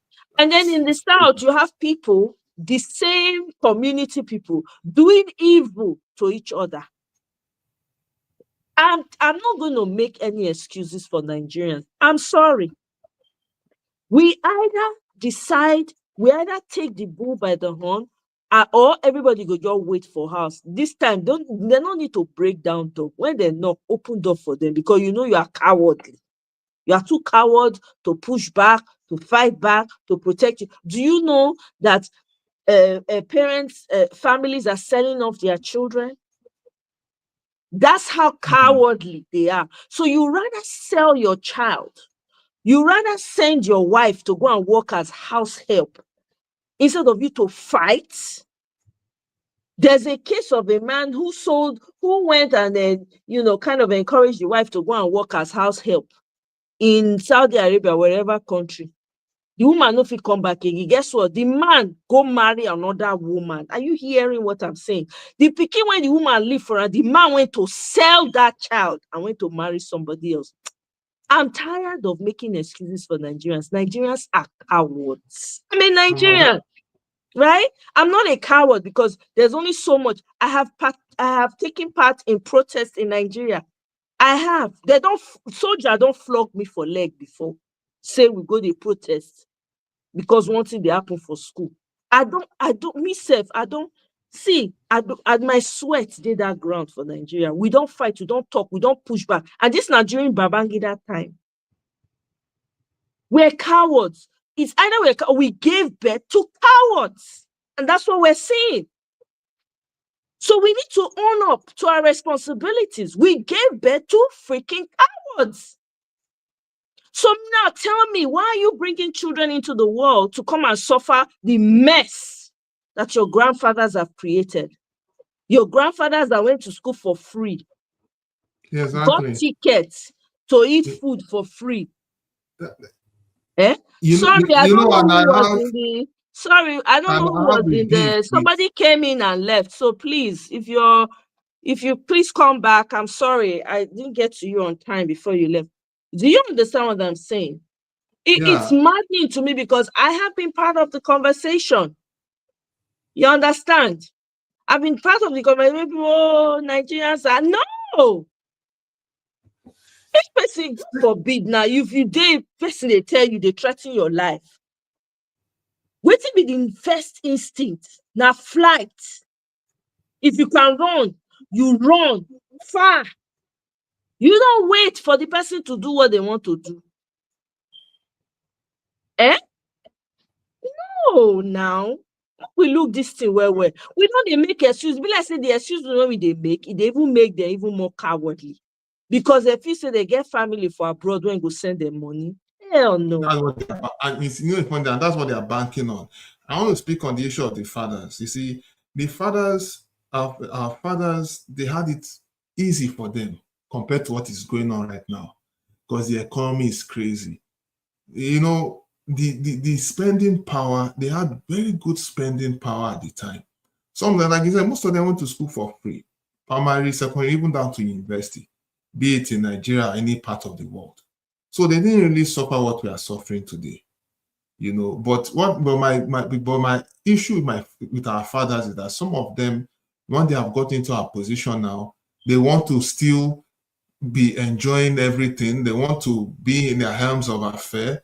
They don't want to even give room for growth amongst our children. They don't even create any plan for us. And a funny thing, when they talk, they only want to be the one. They only want to be heard. They don't want to listen to anything that we, the children, want to say. And that's even where the issue is. They feel our opinion doesn't count. And I think it's a very big issue we are facing as a country. They don't regard us. They just call youth for sake of mouth. They don't regard the youth in this country. They don't. I can't hear you. Kimmy, I can't hear you. Sorry. It's because the youth have not proven themselves. I don't know if you listen to Showere's interview, right, with the Honest Bunch. Honest Bunch, okay, I didn't If listen to we that. had Nigerians like Showere in their millions, in their thousands, Nigerian elders go run enter inside house. I agree with you because of what it stands for. They go run. Respect is earned. It's just that simple. Respect is, even my younger ones, you get where I go do reach, my younger ones go push back. They go tell me, say, waiting now. What's they happen? You know But the understand? problem now is that Showery is only one person. How many of us do we have like him? And everybody need to develop them. We cannot, let me tell you, every Nigerian no docile. When they say we are docile, it's just, I'm just trying to generalize it. Not every Nigerian is docile. The people that are speaking up and coming out, they are not docile. It is the silent majority that is the problem. It is those who still feel like they can still manage. You understand that they can can with every breeze. Exactly. They can still manage. They're able, as long as they still wake up, go their church, go get 1,000 here, 2,000 here. They are okay. But they are they are slowly dying. They don't even know. You can't even go. If something happened now, the person is sick. It's life and death. If you get headache now, better be lucky. It's just headache. It's not more than that. Because anyhow, if that thing cross headache, enter another thing, it's over. In fact, if the headache too old, you don't drink water, you don't sleep, headache not go. You go hospital. They say bring money, you not see money bring. The likelihood is that the person may be unalived in a few seconds. There are no good. So now, let me tell you how this madness is. Let me explain it to you. You have women marrying men, okay? And they marry the men, okay? There are no hospitals. If the woman get belly now, you know how many people lose their lives trying to give birth in Nigeria? How many women? Oh yeah. You don't need to tell me. I know okay. All right, that's on the one side. Then men who go to work, they have bosses that are evil. Some of them will prevent them from going back to their families on time. Maybe because maybe they are getting paid some money. The man will say, oh, you don't have, you must work, you must finish this work. Some of them, they go come up for us in the morning. Some of them, they go back. They're not, they reach house when they go back. Maybe they kidnap them or something happens to them. Now, I'm not saying it's all of them. You see these injustices everywhere. Instead of the men, the frustration, they'll take and go house. Some of the ones when they beat their wives will beat their wives. The ones when they frustrate their children will frustrate their children. The same thing with the women. They have a job, right? They go home. The man talk one, then go talk like 50. Kasala go boss. The woman go do something, maybe end the man life or something. This is what we're seeing. So instead of facing the problem head on, that is causing you taking it out on your spouse or something, nobody's willing to do it. You get pregnant, the fact that you're in Nigeria, the chances are that, it's 50-50. In fact, what am I saying? 70-30. Because in the process, if you take light for that hospital, because na band B they or band C, depending. So the person fit the operating room now, do you take light? Please. This is how maddening it is. And on top of that, what do they do? They bring BBN Naija to dull the minds of the people. And all those children, they go sit around BBN Naija, they root for people when they not go ever see for their life. By the way, those people they do BBN Naija, some of them are not, they have dual citizenship. They're not even select really the indigenous of Nigeria again. They use money, buy everything. As I heard, I don't watch it. I've never watched it. Maybe only one time. The one they did, I think, is it America or South Africa? One time like that. The problem when they face you, after you watch that BBN Naija finish, your data go finish. You feel not see money to buy data again for another month or 2 or 3 or even a year. Gary, you know, feel by before then, before then, they criminalize selling of Gary for Nigeria. You can't sell Gary in Nigeria because it was that surplus. Gary was like the poor man's food. If you don't see anything chop at all, you'll see Gary drink. Now you can go and buy Gary, go and see whether you get free Gary again. You can't. You have to pay. This is how maddening it is. I grew up in an era where you don't sell Gary. Gary was dirt cheap. For those who sold it, they sell it in bags and people hardly bought because everybody literally had a farm. At least where I grew up, everybody had their farm. Do you understand what I'm saying? These great-grandfathers went to school. As soon as they graduated, they gave them 404. When they were in college, they give them ticket for free food. Do you understand what I'm saying? They had rooms. Once they come out, they go lecture. They get cleaners when they come make their bed. They go wash them. Now clean sheets every day. Clean bathroom every day. They didn't have to lift a finger. If you needed to further your education, the government will pay. And on top of that, they will give you pocket money. Do you understand that? Yes. Now, you are now faced with a population of people who are afraid, but they are, even in their fear, they are unaliving every single day. Instead of them to put themselves and fight for this thing once over, they will rather take themselves out the cowardly way. Do you understand what I'm saying? They will want to go and jump over the bridge. Rather than, you know what, even if now let me take down this. I'm not putting anything out there. I'm not saying go and do anything, but you understand what I'm saying. You know what I'm saying? Like, this thing, that's why I said I can't make excuses anymore. Those excuses don't fly because people are wicked in the church. Have you seen pastors slap members? Have you seen them do their members wickedly? Have you seen where people that don't have money go to church when they need help? Go and try and meet the pastor for help. That's They're because, going to listen to you. Yeah, that's because the members of the church have given the pastor so much power. A pastor is not, yes, they should be respected, but they should not be feared. They should not take the God of your life. You know, they should not. I don't know how to explain it, but they don't take precedence over your life. I see most people say, "Oh, Mama, Gio, these." I just laugh. Everybody with their own. No matter how strong or whatever you are, yes, you are preaching the word of God. Thank you very much. God inspired you. God bless you. Yes, you can be a blessing in my life. Yes, but it ends there. But you don't take precedence over my life.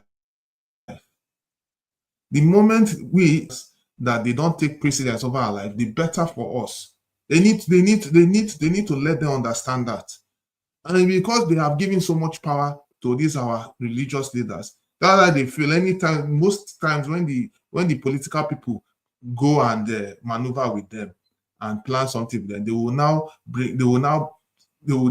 now use that their office and start spreading wrong influence to their members, and they will take it hook, line, and sinker. Be Are it the in the north, members, be it are in the they south. Dundee? Are they dull baby? Are the They are members not dull double, baby? but it's the reality. Kene, whether you like it or not, it's the No, reality. no, no, Most no. of It's them, not they reality. will It's do not, everything no, no. that I'm pastor sorry. says. I'm sorry. I'm sorry. Jefferson, I'm very, very sorry. I'm very, very sorry. No, it's not it is again to what I said earlier, in my own opinion, no, Nigerians want it to remain that way. They rather close their eye to the evil. Because let me tell you, you see that same member that you say is taking everything, pastor is saying hook, like, and sinker. Go and find that same member's trouble on the streets. Of course, he will change it for you. Go and find that member's trouble. Go and just tell that member, your pastor's head looks somehow. What that pastor said today, I don't really agree. Just do it. Beg. I say all this one way they do now, excuse upon excuse. Until Nigerians are ready, until fire catch them all over the body. That's when the problem. And again, this whole tribal sentiment. Let me tell you something. If you turn to the north, fire they catch them everywhere. You turn to the west, the same thing. You turn to the south, the same thing. Nowhere free for Nigeria. That's as If of they now. really want to do something, you can be angry and do something. You cannot be angry and stay in one place. You are not going forward. You are not going backward. Whatever you collect, you are crying. Only you inside your heart, inside your small house, you are crying. And then you will not come out on social media. Oh, please help me. Let me tell you, when people come out on social media to ask for help, guess what? Someone from the north can be the person helping. It could be somebody from the west that is helping. They don't know this person before. They just hear say the person need help. It could be somebody from the south that's doing it. It could be someone from the southeast or middle belt that is doing it. All this, excuse of, it's about see, where the casala burst, you go forget the tribe where you come from.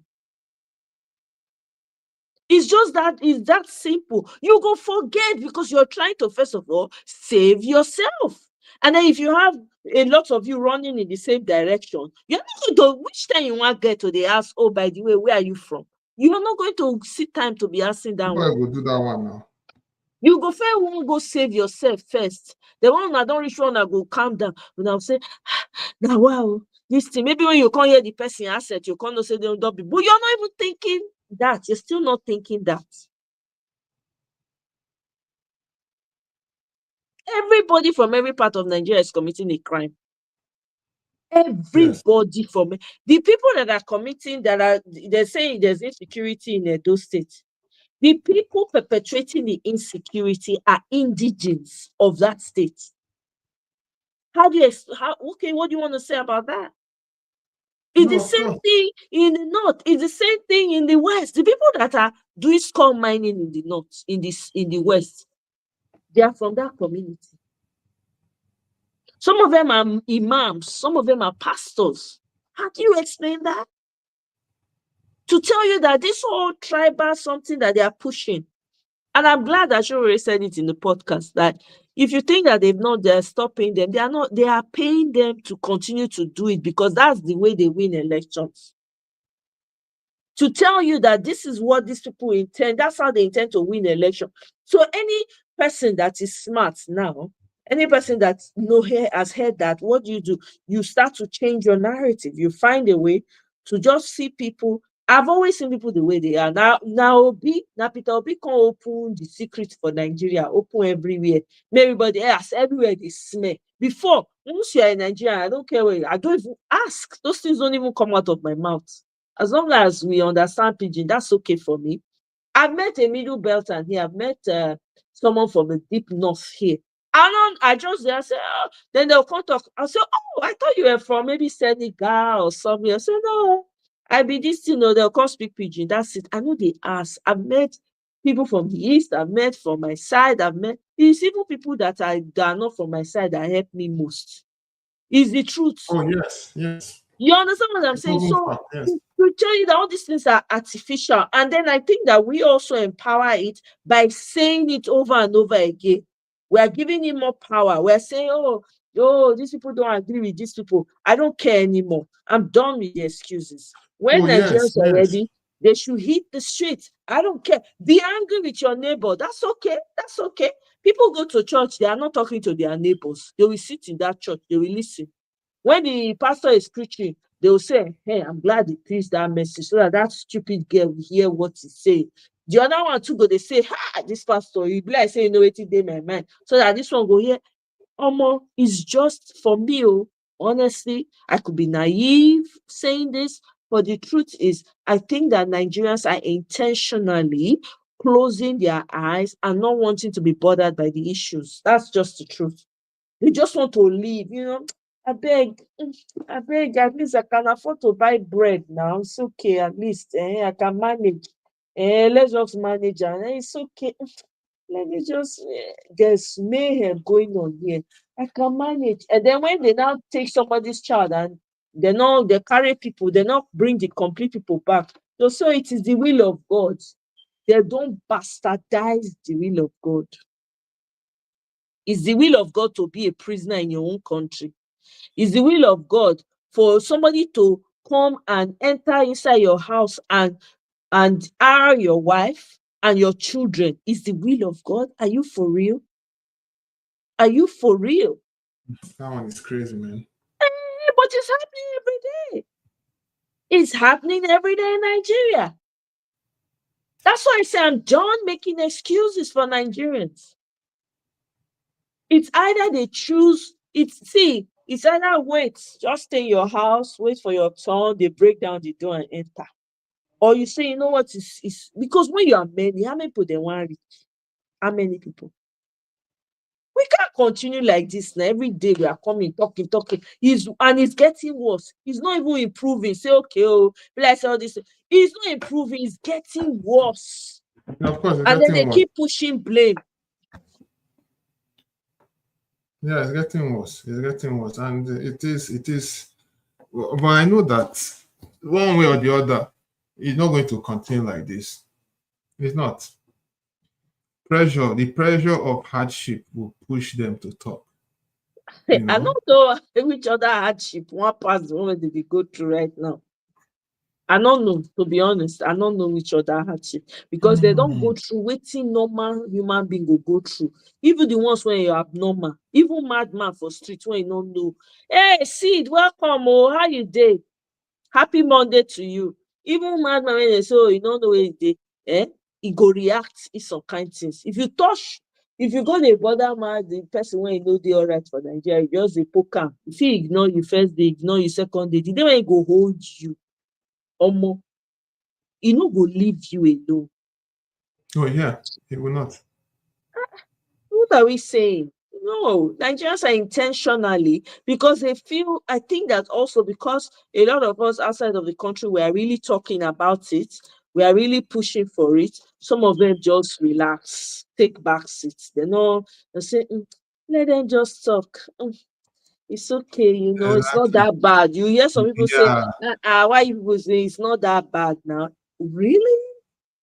If it's not that bad, no problem. They can handle it now. Really? It's not that bad? You guys don't have like national grid don't fall like how many times? Like 60, I've lost count. You get one video when I see the national grid, they dance at Zonto. They dance at Zonto, no lights. Every day the national grid, they fall. Ha!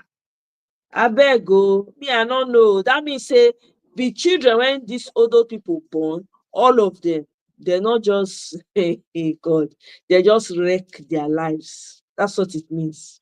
They not rate them at all.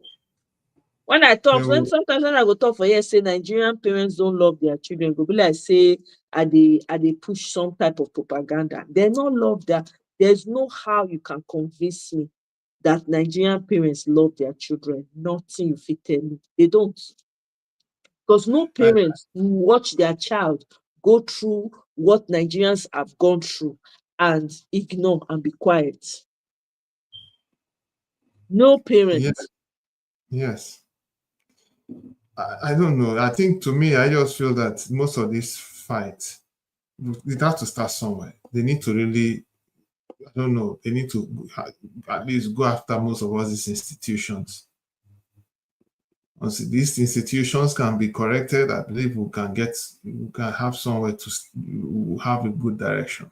It is depends on who is the who captures the institution. If it falls into the hands, like Oluomo now is now the national chairman of NURTW. You think that your election will be okay in 2027? Me don't talk am. I say na me be Peter Obi, I go rest, pepper. I go just go chill for one island. There's no need. I'm telling you. Take it from me, that guy will not see another tenure. I said Because so. okay, He will not. it's not gonna to see another tenure. Who will remove him now? He will not. Who will remove him? He will not see it. Okay. He said, oh, from your lips to God's ears. He said that one. Me, I put his for I stamp him with he said. But let me tell you, if Nigerians do not see, if there's me, I've already said I don't see election 2027, and they always talk am for here. But in the event that one happens, Nigerians need to be ready to match energy for what? Energy. And it's not going to be clusters of people. It's not going to be 2 people, 3 people here. They be singing, they be shouting, we want our this thing back, give us like our mandate. All that one will not fly. They have But again, institutionalized that's it now. there are so many issues to it, the electoral process and everything. So how can these things be resolved? It's a very big. That is where the issue is. So you know, Mandela. for instance, the INEC chairman is still the same INEC chairman. And he's going to be replaced with a loyalist after, the one that is even more loyal than him, mind you. And did you see that? I think that, I believe we have a problem. We have a problem with that. Kekere Ekun was seen whining and dining with Sanwo-Olu. Where have you seen a CGN openly going to Owambe, Bedu, party? Hey, God, I beg. They have bastardized all institutions in Nigeria. There's no problem. There's no problem. But they're going to see. But they're going to face it. It's either they do well by the people, which I know is going to be difficult for them, or they will meet up with a lot of separatist issues, which is going to compound the nation. There are already separatist issues. The one you are hearing about. There are already separatist issues. People don't understand. Apart from IPOB, apart from Oduduwa Nation, whatever. Even the other tribes have their own, no, because they know they talk about them. Exactly, they have their own. But how? Okay, they know what they want. They have their plan. They know what they are trying to do. But the thing is, they cannot continue to do things and think it's going to continue. And I can tell you something for free too. Even within the Nigerian military, it is all is not well. Let me just say that all is not well. After that their man passed away? It's not even about that. It's not even about that. All is not well right now, which means currently people are following the events of things in other African nations, and whatever happens in other African nations might happen here. Nigeria is not immune to it. I watched. I don't want to go into the in depth of the core or whatever, but I would just want to give you an instance. I'll just tell you now. I can tell you now that Mali, as a country, under the military regime now, they have paid off all their debts, all I their know foreign about all debts. those AES countries. I know, but I'm not in support of the military doing anything in Nigeria because they've been taken over by bandits and terrorists. I'm sorry. I'm not Yeah, excited. but I'm not excited when you say, "Oh, I'm not." I'm sorry. I can't trust the military because they've been greatly compromised by outsiders, outside influence. I can't, there's no way. I mean, the country is gone. Can we be at least honest about that? The structures are gone. We don't have one single structure in Nigeria. None. It's all concentrated in the hands of a few. And they are just licking their way through it. They don't care about the ordinary person on the street. we know they don't care, but for how long is it going to be sustainable for them? Until No, it Nigerians is not. decide it's done. Until they say, you Yeah, know we know what, we are it is tired. gone. It is gone. Yes, we know it is gone. But how long? For how long? I just feel like if they can do whatever they want to do, but one thing is for sure, everything they say every product has an expiring date. This Yeah. is true. Every dog has its day. That's And true. then here, That like they one, say, I every mean, dog has his day. that one has So been from consistent Wike for to this one decades. that is making a fool of himself, he thinks he's all powerful. Well, one day he's going to meet it. He's going to meet it. He's going to all of them are going to meet it. You know, because I mean, God, well, I'm not trying. I don't want to go religious, but yeah, you see, there's a way God equally answers the prayers of the people. How do I mean? You know, get how things will be before you know something will just happen. If Abacha Jefferson, in his own, even Abacha in his own, Jefferson, in his own, brother Jefferson. Brother, let me tell you, okay, this one I be part of our problem for Nigeria. Because God miraculously, oh, this one Abacha. By the way, not Bruna hand Abacha take comot. Now, outsiders plot that one because they don't want the man to, because the man was partnering with a Libyan president. Now, I'm not saying that he's a perfect man, don't get me wrong. But come to find out, because even then we thought that he was the most heinous human being ever. I'm not saying he's perfect at all. I'm saying that there was external forces involved that wanted that regime change because it was standing in the way of them getting the resources that we have. That's the truth. Abacha was trying to ensure that the same thing that this Malian Traore is doing was somewhat what Abacha wanted to do. But of course, he's not a perfect person. There were things that were not quite right that a lot of people probably would not have agreed with, right? He wasn't now depending on them anymore. He was trying to take it elsewhere. He was trying to partner with the likes of Russia and the rest of them. That is the reason why they took that man out. He didn't come from your hand. Sorry. Okay. So what I'm saying is this: God don't already play parts. He don't create you. He don't create me. You see this mouth when we take the talk. Now, what we supposed to do now, we they do so. So with everything that they happen for Nigeria, imagine all of us keep quiet. Would they inside our house? Would they say, "Yes, God did the work. Oh, this thing, and so it happened that time like that." Meanwhile, you don't know the backstory. So it go just happen like that. It's not going to happen like that. I'm sorry. Sorry to burst your bubble. It's not going to happen like that. That's the reason why he created every human being in Nigeria. You think it's by accident that people in Nigeria are in Nigeria? It's not by accident. They have to fight for what he has already given to them. If, as you did now, your car, person can't come, your property, person can't come, forcefully want to take am from you, and you get the power to take that thing back, right? Now your own, you go leave am. You say, well, yes, I remember one time like that, my no, now shirt you fight for it. miss You for definitely road. fight for it. I get what you Eh, mean. You so have to that's what fight I'm for it. saying. It's not, see, the universe is already in motion. The rules have already been put out there in the universe. Whatever you sow, you reap. Whatever effort you put into something, you will get the results. That's just the fact. Let's stop using God as a cop out. If you have an exam, you are not studying hard enough, You go right? pay. You go fail. You no go talk say, oh, I remember one time for primary school when I just go one class like that, the teacher say A, B, C, D to Z. I just remember, I just do it. Omo, you cannot use that to compare your effort now. The effort, everything that we need in Nigeria has been provided. The human resources, the head, the brain, everything is there. The question is, are we ready? Are we doing what we're supposed to do? No, we're not.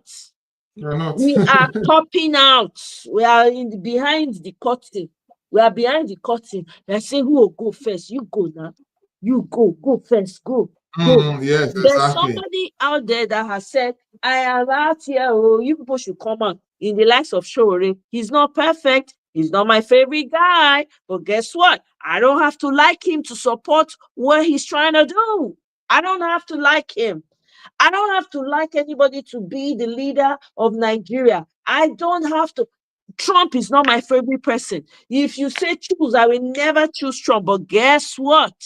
He knows I like where he's headed. I'm tired of what has been happening. So I put myself. Do I like everything that he's trying to do?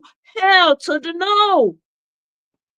The same way everybody has a reason for supporting what they support. But my point is, if you don't move, nothing moves. All that cop out. Now, there's no God coming out anywhere. The suffer is going to be long. That's what it is. Until the people themselves. I was watching a movie yesterday, 300. I like that movie. You know why I like that movie? Oh, of course. Because they came to the land, right? The Persian king sent messengers and say, go and meet this. Meanwhile, the messenger come with heads of kings of the different countries when they don't take over, the different lands when they don't take over. Okay, intimidation. All right, big deal. You know, hey, all dressed in garb and whatever. Okay, come, we tell the man, we want your air, water, and land. Abi? No, water, land, and something else. Okay. The man think, he say me, give up land, give up my water. He look around, he say, yeah, no, we must find a solution. He carry people, gather 300 of the people. Because the other people, no, the other, if you go meet Senate, their Senate, they're not going to release the soldiers because they're not going to make it go war anyway. If I go consult with the oracle, when he say they're corrupt, where we're 50 looking people, he go to those, tell those ones, he say, with their old way of doing things, he don't even understand why they do this kind of rubbish. Okay, he do the formality. Carry 300 of them. They go offensive. They can't go meet the people for the ground to go fight them. Wetin happen? They come together with one mind, unified. 300 people were able to slaughter, they were able to take down so many people. Why? Because they want to protect their land, their families, their children, their wife. The man was ready to put his life on the line for the sake of his land. You think you not go consult? He consult wetin dey tell am. They're not even happy say he come. They say, you know, you've already overstepped. Na so the old ugly looking thing tell am. You've already done past your power, you this man. So you better be careful. He did not make it go, but he went because he saw a bigger picture. Do you know what would have happened if he hadn't gone? They His will land run would down have been overtaken. they will run it down. Therefore, unalive the entire family. You know how many lives he saved just by doing that? Yes, the Kukuma lose their life in battle because they were overwhelmed. But guess what? Their land was saved. And guess what? Because of that, he empowered their people. Of course, the wife doing her own, playing her own role and everything. So the soldiers to march. So all the soldiers come gather, march to go fight the big fight to save their land and their people. That's what people do. Not wait for some imaginary, oh, you go just come like Superman, you just say Gabriel and Michael. It ain't happening. Yeah, I think that's the problem we have as a people. We're always looking for someone who will take the front. And We're then looking when for a he will take the savior. front, No they'll start savior is bad coming. mouthing him and bad mouthing them. Even when Namdekanu was speaking, they thought he was crazy. They called him man of names, you know, and people were in their comfort homes. But guess what? The Most of the reason things Nnamdi too, Kanu was even speaking and speaking, Nnamdi Kanu did not even have to shout too much. If we had a government that was listening, right? Nnamdi Kanu didn't have to shout too much. All they could have done was, hey, what is it? What is this grievance about? Okay, all right, this is what you want. Okay, let's come to an agreement. No, but to show you the disdain they have, they say, who the heck are you? Because Nigeria is a business to the people who own it. Like, who the heck is he? Please, can you silence him? We don't want any disturbance, so that our oil money will be coming. We need change in our bank account. Are you kidding me? Please, sort him out.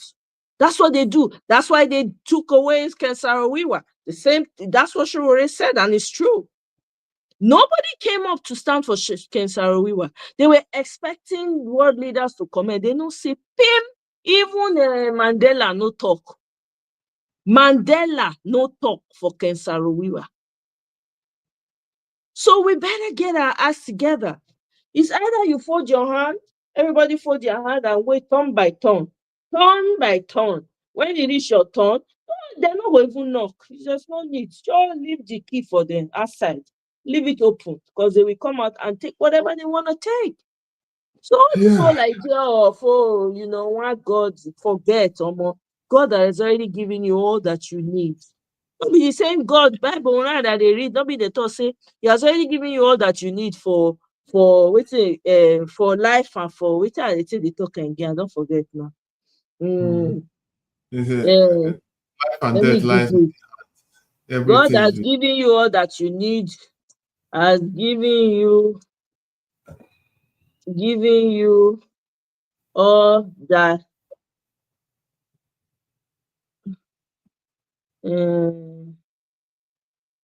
all things pertaining to life. Everything you need, you already have. I mean, when people they read the Bible, then they see that part. Think about it. No, Everything, the brain, the hand, you pacify your trouble now. I remember when I was in school, I used to get bullied a lot when I was in primary school and nursery school. I used to get bullied because I had red hair.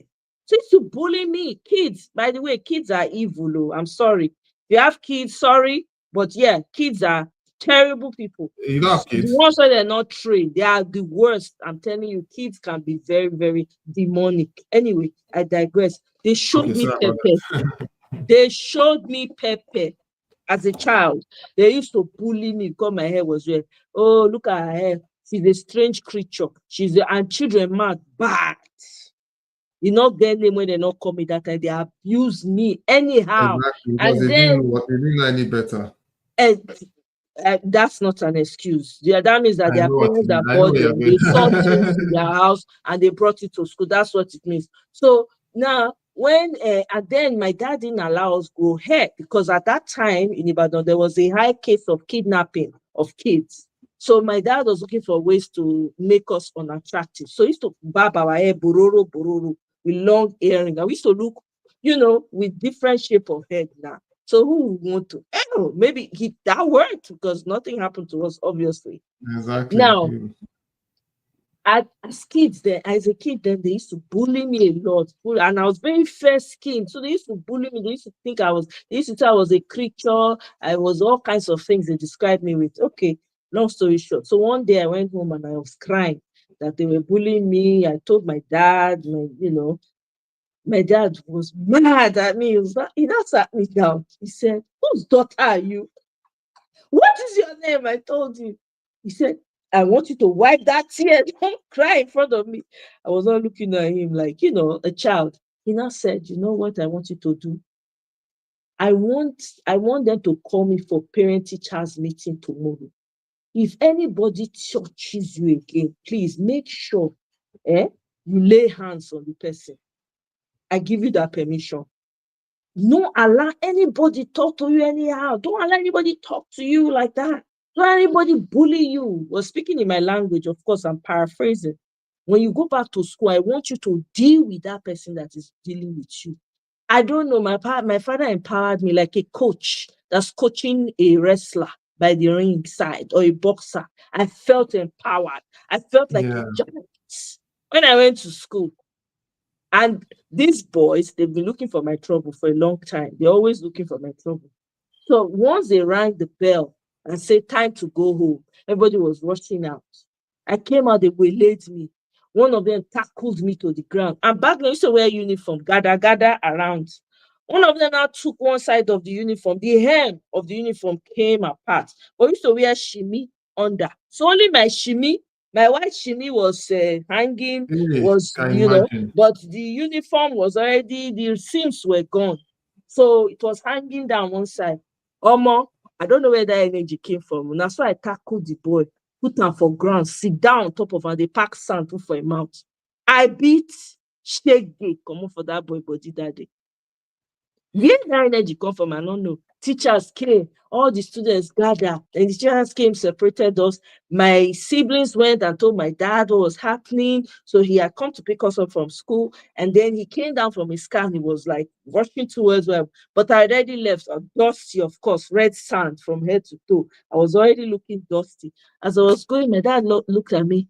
He said, he was not looking at me. We got in the car. He said, what happened? I now told him. He take everybody. He go drop them for us. He can't carry me go where he can't carry me go like a I don't know I don't know what they used to call it then. It was in Ibadan. So they had this staff in UI then. They had this place where they made snacks, meat pies and all of that. I Oh, think okay. I want to Sorry say to the have to cafeteria. explain now. Omo, my dad took me. He was yes, my papa arranged show that day. He buy me Fanta, buy me meat pie, Scotch egg, name it. He said anything you want. He said, that's my girl. That is my girl. The man was excited. I was not happy. I was blushing like, oh my God, I did something amazing. Why am I saying this story?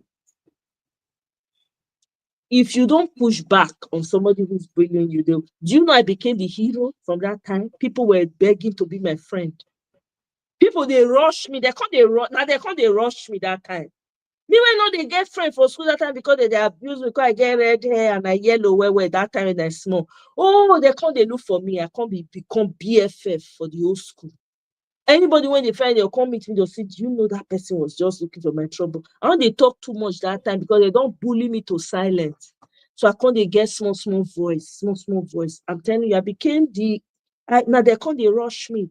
If you allow the bully to go on for long, they will suppress you. They will not only, they'll take your voice from you, they'll take your strength from you, you will lose your self-esteem in the process. We can't be like this. We can't remain like this forever. Eh? Yeah, I think I agree with you. Well, of course, one way or the other, we definitely need to fight for what we stand for. Do you understand? So we can't continue. We definitely Nigerians, need to all fight for what we excuses. stand for. If we don't fight for Oh, what we one stand day for, nothing's God going na to happen. lie. God has already everything. Everything you don't see, the creator don't already put them in place. Everything. Like chess. Now you go know as you So, and do. that is the reason why, because of how strategic this thing is. I think what we as the people need to do is to deal heavily with our religious institutions, put them in place. That's the starting point. If we can achieve that one, then the rest will happen naturally. Because right now, everything is all about, oh, stay here, do this, belong wherever I want to belong. When you see evil happening, nobody's seeing anything. So it is what it is, Yeah, seeds. Now they look for my now they look for my trouble. Just I they live and All not this they one where talk they too much. talk, make them come forum now. Make them come forum. See, maybe seed no get time. Seed na busy guy. If he just from the corner, they there, they type, they go.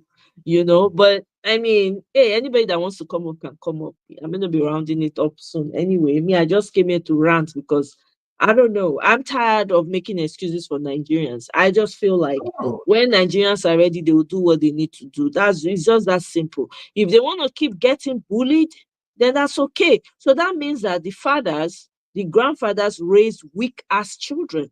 That's it. They raised weak ass grandchildren. Whatever the case may be, that's what it is. Because and again, this whole thing of these people are serving their masters, this thing, their masters. Okay, you want to have a weak citizenship. What people don't understand, All these our leaders, they think say these people when they work for, they love them. By the time they are done with them, they go finish them. Pata pata. That's what they don't realize. They go finish them. Do you understand what I'm saying? That's what they don't realize. Yeah. You can't be suppressing your citizens, right? You keep suppressing them day in, day out, and then you think that, oh, it's going to be okay with you. By the time they're done with your citizens, they're coming for your own money. Then they will not turn you into the real slave. That's what they don't understand, you know? Yeah. And welcome, Mr. Ovo, I think. Can you hear me? Yeah, good morning. Good morning. Welcome. I hope you don't mind that my camera is not on. I don't Oh, know no, the. that's fine. Okay. Can you give me a background of I saw the title, How Low Can We Go, but what's the base on, please? The background of how low can we go, how low can we go? I'm sorry, are you asking me a question? Yeah, could you give me the background, please? Oh, no, we're just, how low can we go as Nigerians? Because nothing is happening. Like, it keeps getting worse every day. Meaning, how low can it get before Nigerians decide how they're going to tackle this issue? We keep going down every day. People are getting homeless every day. There's a newfound terrorist group in the north. How low? How far? That's what we're talking about.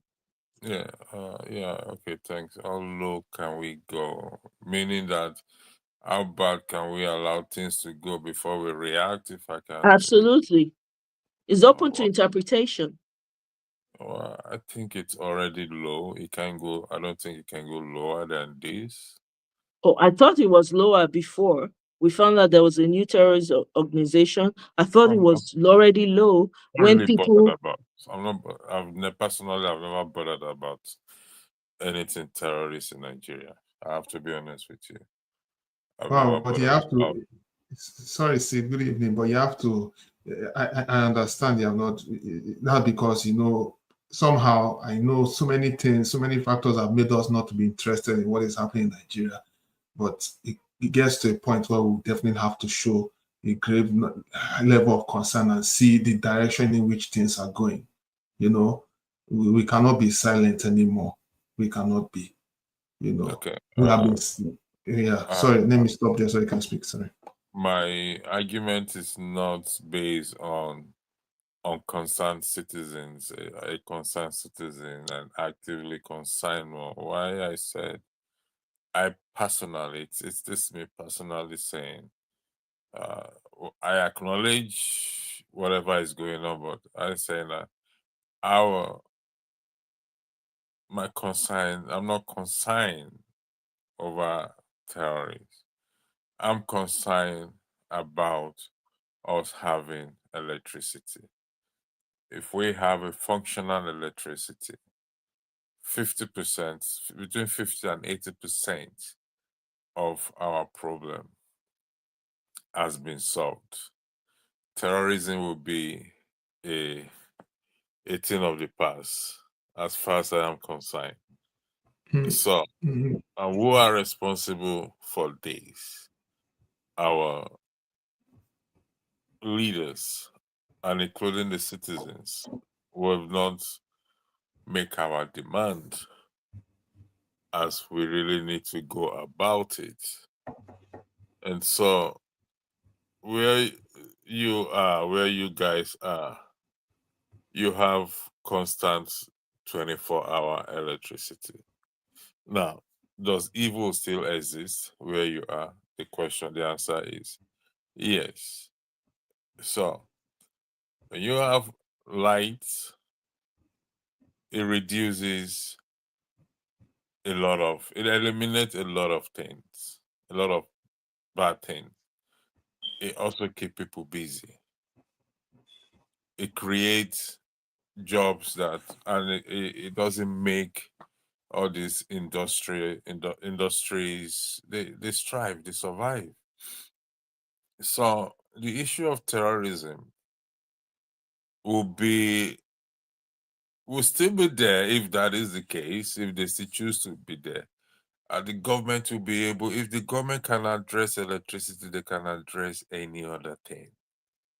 So imagine we don't have issue of terrorism. Let's just imagine hypothetically, we don't have issue of terrorism and we still don't have electricity. Has the problem solved? Will the problem be solved? The answer is no, because the absence of electricity means that there will be no job creation. People are still not going to have jobs. So, if the Western world, the reason why women, I keep saying this today, why our women are able to drive in the Western world. Even some roads don't have street lights, but majority of the roads have street lights. Security. You see, light gives security.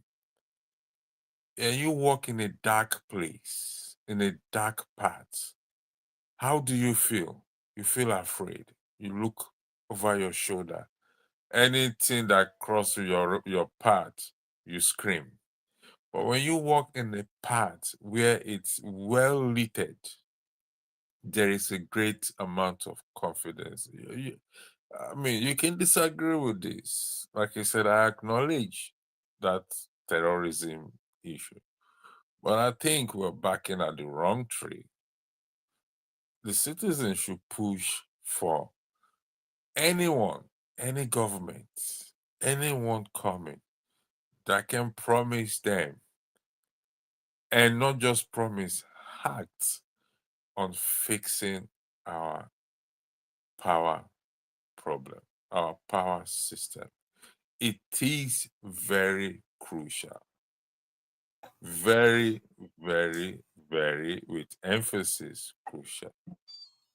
The issue of bad roads will be secondary. The issue of, listen, even the police station need electricity for them to function properly. Why are we able to sit down here? Why? Depends on where you are. Why are you able to sit down? How?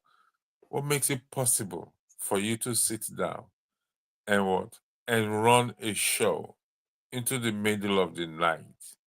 Is because you have constant electricity and you can plug your distance while you're still talking, and you have what? Affordable data. In some cases, some company you can't afford it. So you have different organizations who are providing internet services. You go for the one that you can afford. So Yeah. terrorism, I Okay, sorry. acknowledge. Yeah, go ahead. Sorry. So I didn't mean to say that. I didn't mean to actually interrupt you. Sorry about that. Sorry, electricity, right? I didn't mean to actually interrupt you. But you see, I know that the federal government, we deserve good infrastructure. The electricity is definitely important. All the other infrastructures are equally important. But you see, security is actually of our great concern.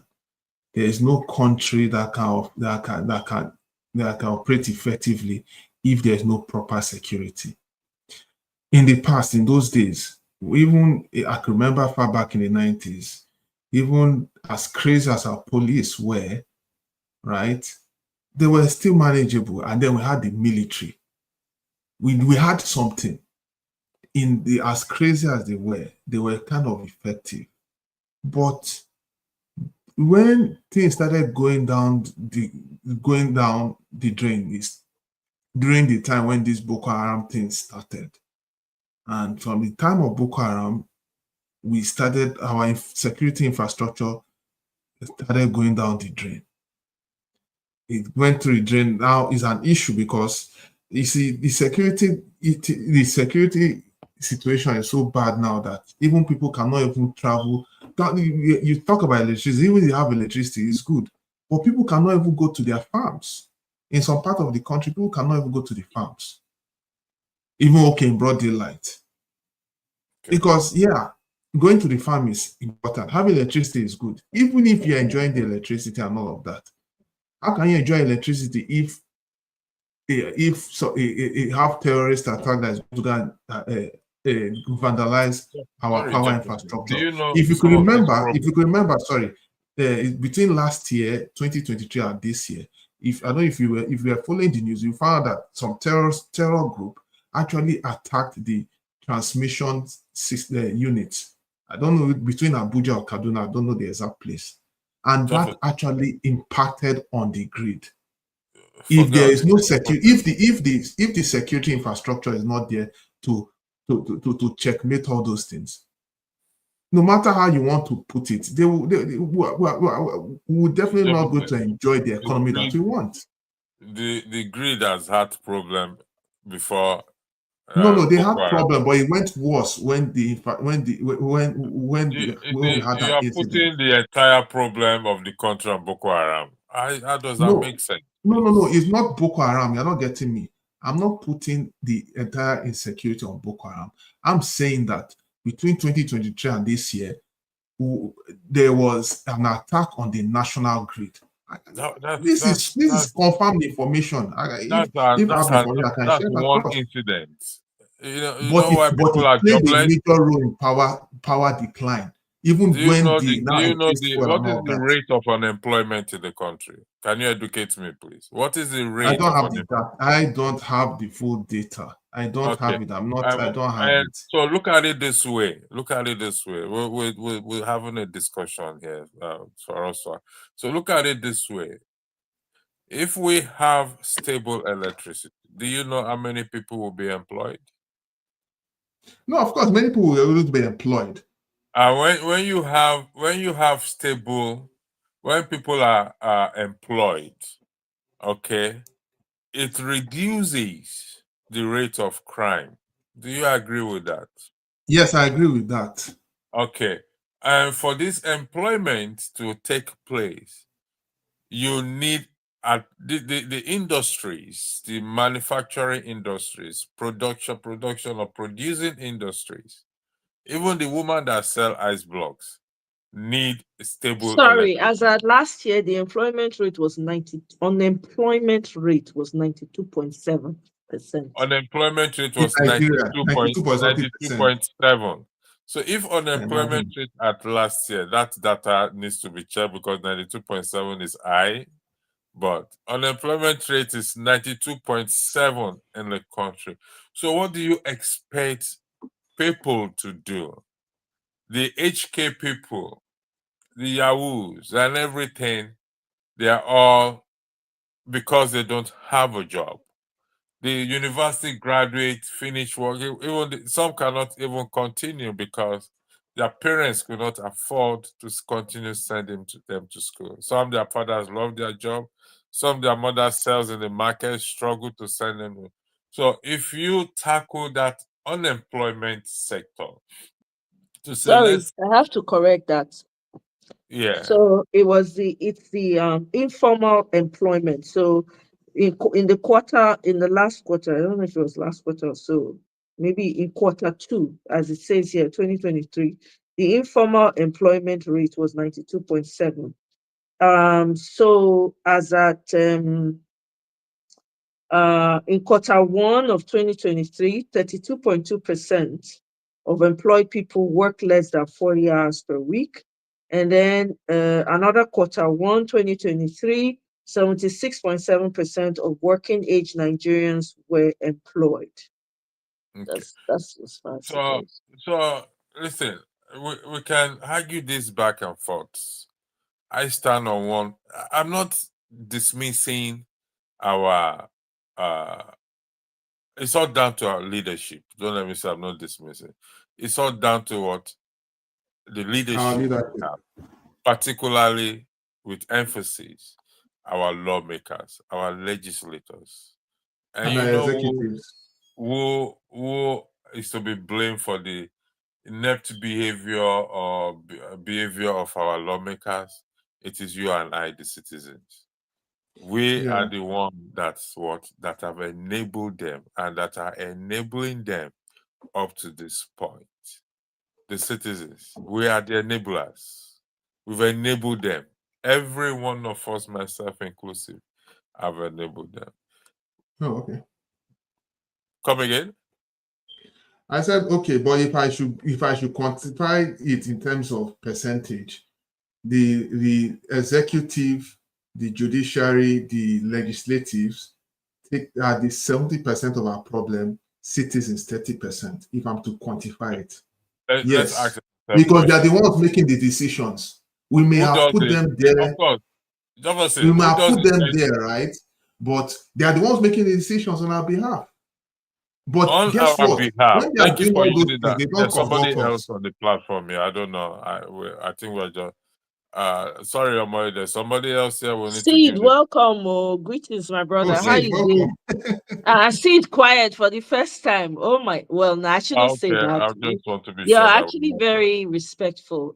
Sid, welcome. Well, please, you jump in when you're ready. Are you there? Can you hear me, Sid? Okay, I think it's not there. Yeah, What you probably is we on. You're on mute. Oh, in case you are talking, you're on mute. Oh. yeah, you see, Mm. the citizens, you and I, you just said they are making decisions on our behalf. So if I'm acting on your behalf, Jefferson, meaning that I have to report back to you some way or the other. Would that be correct? Oh, okay, let me emphasize on that. We, the citizens, put our leaders there, and they go there to make decisions on our behalf, but they don't really tell us. Sorry, I think everybody's going off camera. So they don't really tell us what they are doing. But I mean, you can if you want. I mean, I'm coming back. I just had to because I want to Oh, step okay, away okay, from. Yeah, but I'm coming back. I'm going to remain on okay, no camera. problem, no So, problem. yeah. So okay, no problem. It's all right. No, it's all right. Anyway, so so what I mean is that the leaders, they do things that they feel they are doing on our behalf, but they don't care about the decision they make. They feel that they think it's for our own good. They don't seek our consent, because in a country where things work, if we vote elected leaders into office and they're making decision, I mean there should be some level of consension. They can make a decision, but they need to also get a feedback. They need to this thing needs to be seen through before it is finally agreed upon. So if you notice, we lack a lot of town hall meetings. Even if they are doing anything now, it's just for a face of show. Because if there's a proper town hall meeting, they need to they need to touch base with us and have a consensus before they make decisions, critical decisions that will influence our collective interest as a nation. That is lacking. So when I say 70% to all our leaders to 30%, I know what I'm talking about, because the only time that these people will need us is during elections. And maybe, of course, to put in our data, our information, and all of that. But collective of the collective interest of the nation and decision body still lies down on our leaders. So they are the ones that are really messing things up for us. But of course, we are not exempted. Our decisions made it that way. I acknowledge your opinion and your views, but like I just said, this is my own. This is a position I have stood on over the years, and I ain't gonna move from there. Except this, I acknowledge the problem. This is 3:55 where I am in the a.m. in the morning. I just woke up. I couldn't sleep. I switch on the lights, and here I am talking because there is electricity. Now, there is no security guards or gateman or whatever it is. There is CCTV camera powered by what? Either powered by electricity. And there is functional phone where if there's anything, I can dial 911. These institutions are there. Now, look at it this way. There is no electricity where I am. Fear will be, I will even be afraid to turn on my phone because I want to preserve the the battery to a certain stuff to use in the daytime. So whichever way we argue it, we need, nobody will tell you. Anyone that comes and denies, say no, we don't need that electricity. We need to tackle the Boko Haram or whatever it is. Continue, go ahead and do it, and see if you will succeed. And let them try it. Sorry, guys, I was on a call. I just wanted to talk briefly, and then I'll be out again. I think what electricity say is good, and what my other brother is saying is also good. You can do both things. I feel the challenge is the challenge of leadership. Once you have a leader that understands his plan, has a clear objective, all right. And one of the things that leaders must do is they must provide security and protection for lives and property of their nation, secure their borders adequately, and also provide the adequate environment for the people in our society to thrive. And that's where electricity comes in. But those two things must are working hand in hand. Provide protection for properties and people, and then provide adequate environment to thrive. Those things have to work, and it boils down to proper leadership that has clear-cut vision. And once you don't have that as a proper leadership, you can't achieve any of those two things. Okay, Which see, needs a nation to let thrive. me ask this. Sorry, if you finish, sorry, my Sorry, apologies. But sorry, I may run off very soon, and I'm currently before doing you something. run off, before you run off, Yeah. let's say it this way.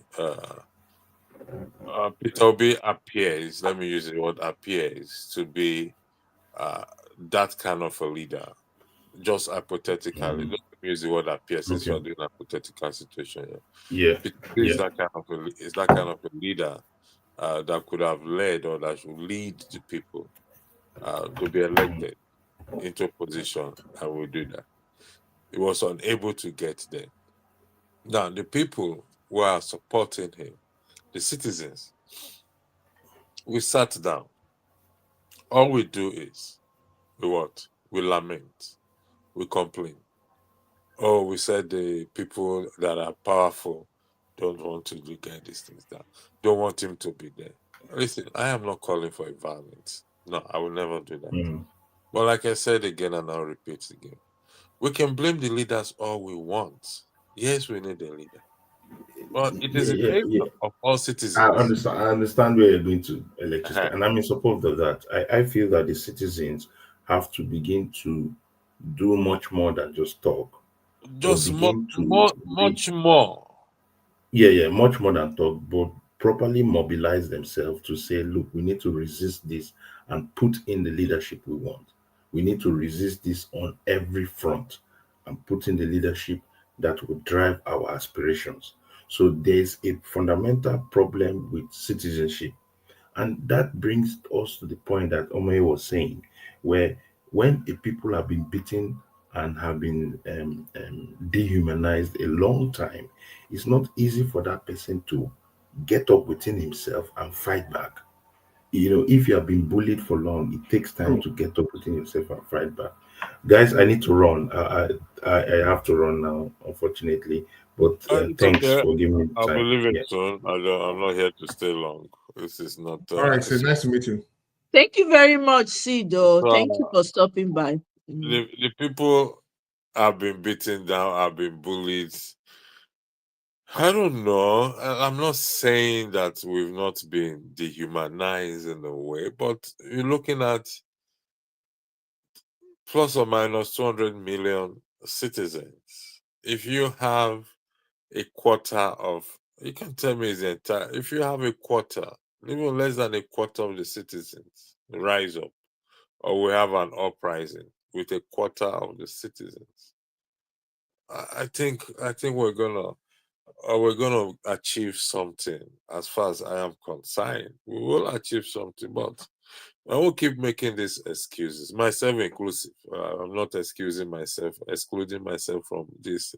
I will keep making excuses and excuses. And this is what I'm going to say to Amaya, to you particularly, because over time, I've heard you tell people to leave if you can leave Nigeria, leave if you can leave Nigeria. We're also not helping ourselves by saying so, because we left with the hope that, oh, it will be better, people there will fix it. I never said that. Uh, I'm not, the records are there, but I'm not here. Let's What talk records about are it. you talking about? Okay, You have to let's, point to it if you're making a claim, sir. You can't okay, just say that I keep telling people to leave. To nah, nah, nah, nah. You have to back it up. You have to okay, say, oh yeah, in a video and in what you have to talk Omar, about the context. So don't okay, put it out there like that. I didn't okay, tell anybody to leave if you can leave. Even okay. if I said that, it may have there must have been Yeah, okay. context to it. So I please. appreciate you saying, even if you have said that. See, in whatever context we may put it. Am I Don't saying people don't put it out there because you're not sure. So the fact that I'm saying it, I'm just okay. trying to All right. respond to you. Since you're not sure, don't just put it out there, please. Okay, I beg you. withdrawn. Thank you. For those who have said, or who I keep saying people should leave, people should leave. Yes, you may have a reason to say that we left, and because we left, myself inclusive, saying when the country will get better, we will go back. But it never did. It never ever did, because the good people left.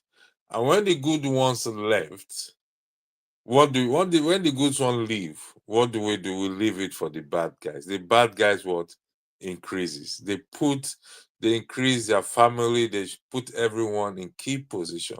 And now we are complaining that the country is in a mess. So we that left, we are more responsible, or we should take more responsible to fix it. Because the more people leave, the more it gets bad. Am I against people not traveling? Never. People should travel and travel to wherever they want to go. Also, we recognize the problem of the country. At the same time, let's also drum. There are still some good side part in that country. Everything is not that bad. Everything is not totally bad. Yes, there's high cost of living. Please, can Every you tell me what's good? Please tell me, please. Let's get it I should tell contextually. you When you're saying what that is everything is not bad, what are you referring to as good in the country? Thank you. what I'm referring as good is there's still this family unit there. People are still hustling and struggling. They create job for themselves. Nigeria, I think, I don't know if it's Indian or China and Nigeria, where our entrepreneurship, self-employed. We don't depend, Nigerians don't depend on government to survive. And the government failed to tap into this wonderful thing that these people are not depending on us to survive. Let's do the little we can do, which is electricity. If we give them electricity, we can steal as much money as we want. Nobody will care. So that is a good thing I just highlight there. People are still creative. They create job for themselves because government Yes, is not anywhere. sorry, electricity. You are very, very right. But let me add that even the people that are creating job for themselves are trying to survive are being sabotaged by some government hooligans who do not Thank care you very about much, their progress. Jefferson. And there are so The many people have to instances. fight back. No, no, We're no, still let me coming back to the explain. same thing. No, no, no, The no, let me people explain. will still need to fight back. We No, cannot no, keep let that. me, sorry, Sid, electricity, let me explain what I'm talking about. We have had so many instances. Now, I don't mean to call tribes out, but I'll be forced to say it. We have some of our Igbo brothers who have some businesses who are doing things even according to the books and all that. All of a sudden, once in a while, their businesses get destroyed in the name of political correctiveness. Once in a while, not once, not twice. So those factors cannot be negated. Because any sensible government, when they see people that are doing well and adding to the economy, they should give them the best of support. But instead, I'm not saying that some government don't support some people, but if you look on the average, it's just few, maybe the ones that are on the top level. But the me and you kind of people who are there, even though we get support, it's very, very minute. And occasionally, if a government official is not there, if the government official is not there to support those people, and they are just left to the elements, and then maybe they make a political mistake by not supporting that person or the other, of course, they are seen as target and their businesses can be destroyed. And that is the kind of rascality we face in Nigeria. Are Nigerians resilient? Yes. Are people surviving? Yes. But we are facing a lot of, and speaking of talent and creativity, we have a lot of creative Nigerians out there, but unfortunately, we have a lot of forces that don't even care about their progress. And that is the bone of contention. That was Sid is talking about before he left. We need a system of government that actually, of course, is not going to baby us all the way, but to create an enabling environment with good cabinet, with good system that will support and that will be supporting productivity. Obi spoke about it. Productivity is key. Support the people and you get what you want.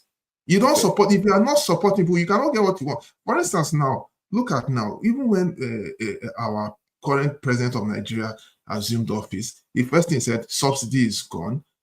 Now, the fuel price was about, I can't even remember, I've lost count, maybe 160 naira. For 160 naira, just jumped to 600.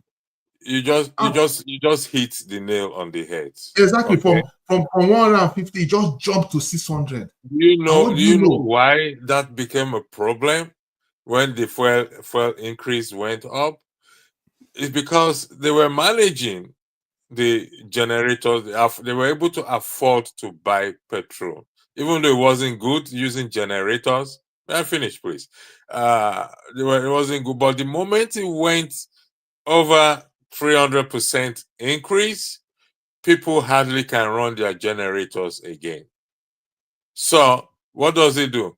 It affects productivity the more. So people can't do it. Most people cannot do much things now. Okay. So the essence of removing subsidy, is it to make people not to make people not to be able to afford to get the resources to run their business? Whatever reason, because the issue of removing subsidy was to ensure that they are not buying.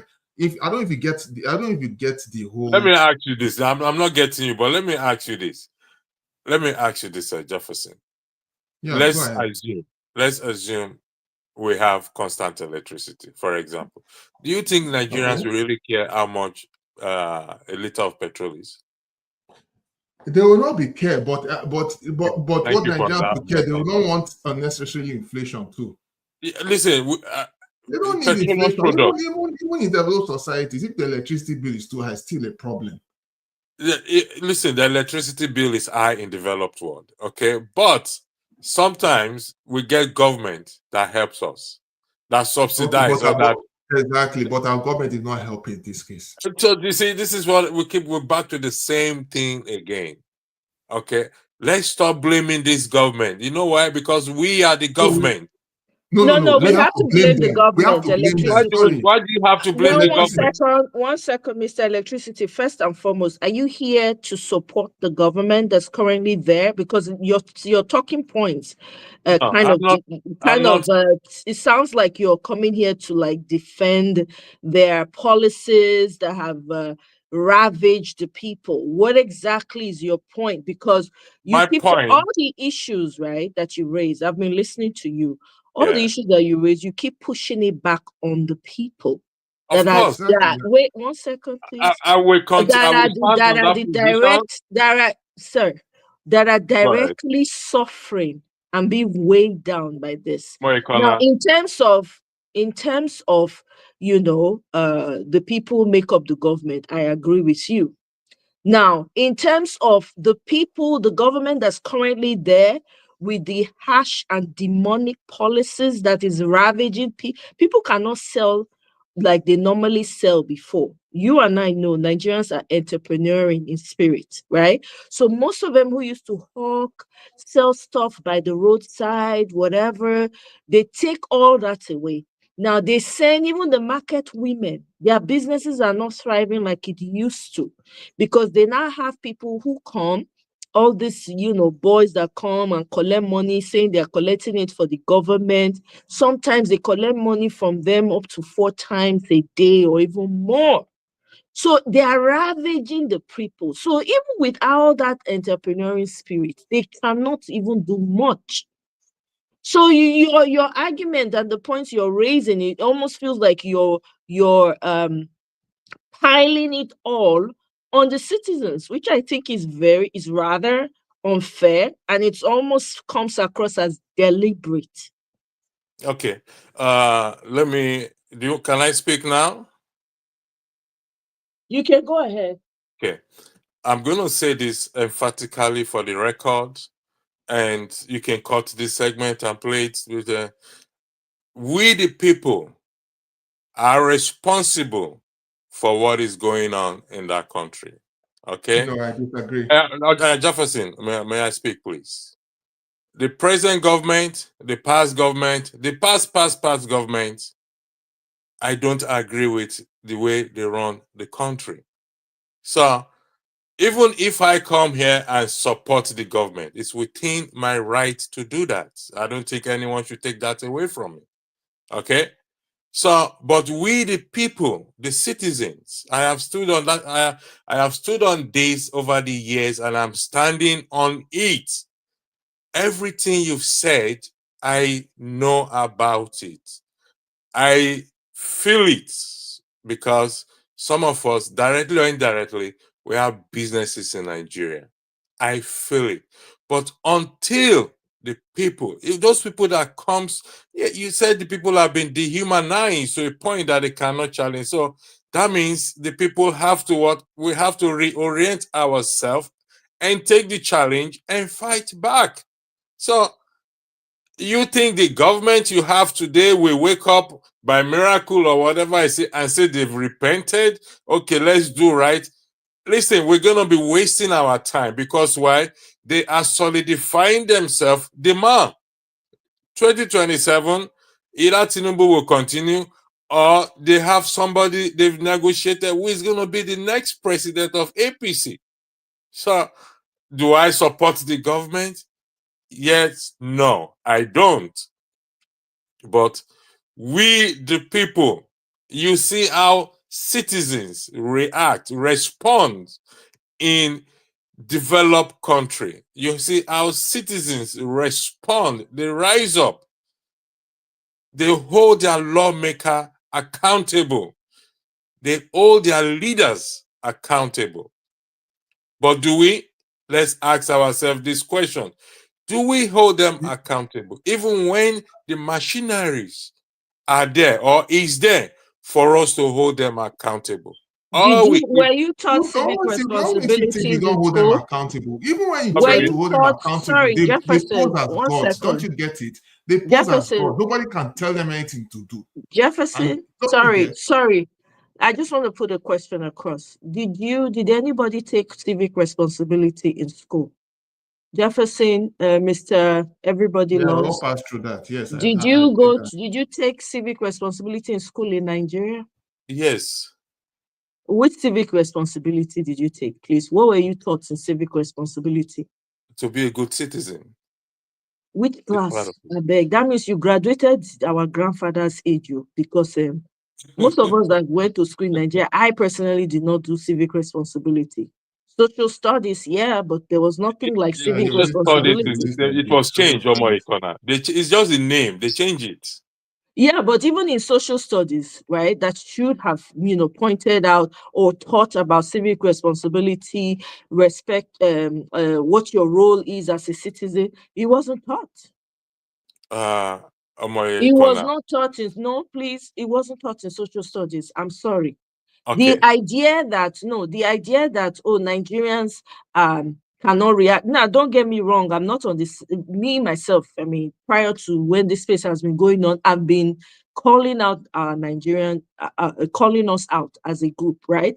But the point is this: when people don't know what to do, when they don't have the education, most Nigerians, if I want to say it, like generalizing right now, don't have a critical mindset. They are just trained to follow, respect your elders, respect authority, right? You're bent to follow regardless whether the person is wrong or right, right? So for me to just blame it on the citizens that they are not rising, if they don't know that they need to do that, how are they going to do that? Those that came before them that did it, see how their lives ended. Some of them were just unalived. You understand what I'm saying? So what I think um, we should channel our energy to is really trying to educate the minds of the people. This is one area that we're seriously lacking in Nigeria. Because what person don't know, some of the people who went to public schools in Nigeria, there's nothing in that. You don't even have teachers there. Some of them come to school and they are selling salt and Maggi. They are selling sweet and chewing gum. They are not teaching these kids. The education sucks. So if people don't know what to do, they don't even know how to confront the government, they're not going to do anything. Even the person that's coming out, like Showore has put himself out a number of times. You see the abysmal number of people that come out. They don't even come out because some of them don't even understand that they can actually put pressure on the government and get what they want. It is the people that knew or read about what student union bodies did. I mean, I had an active student union body in school then.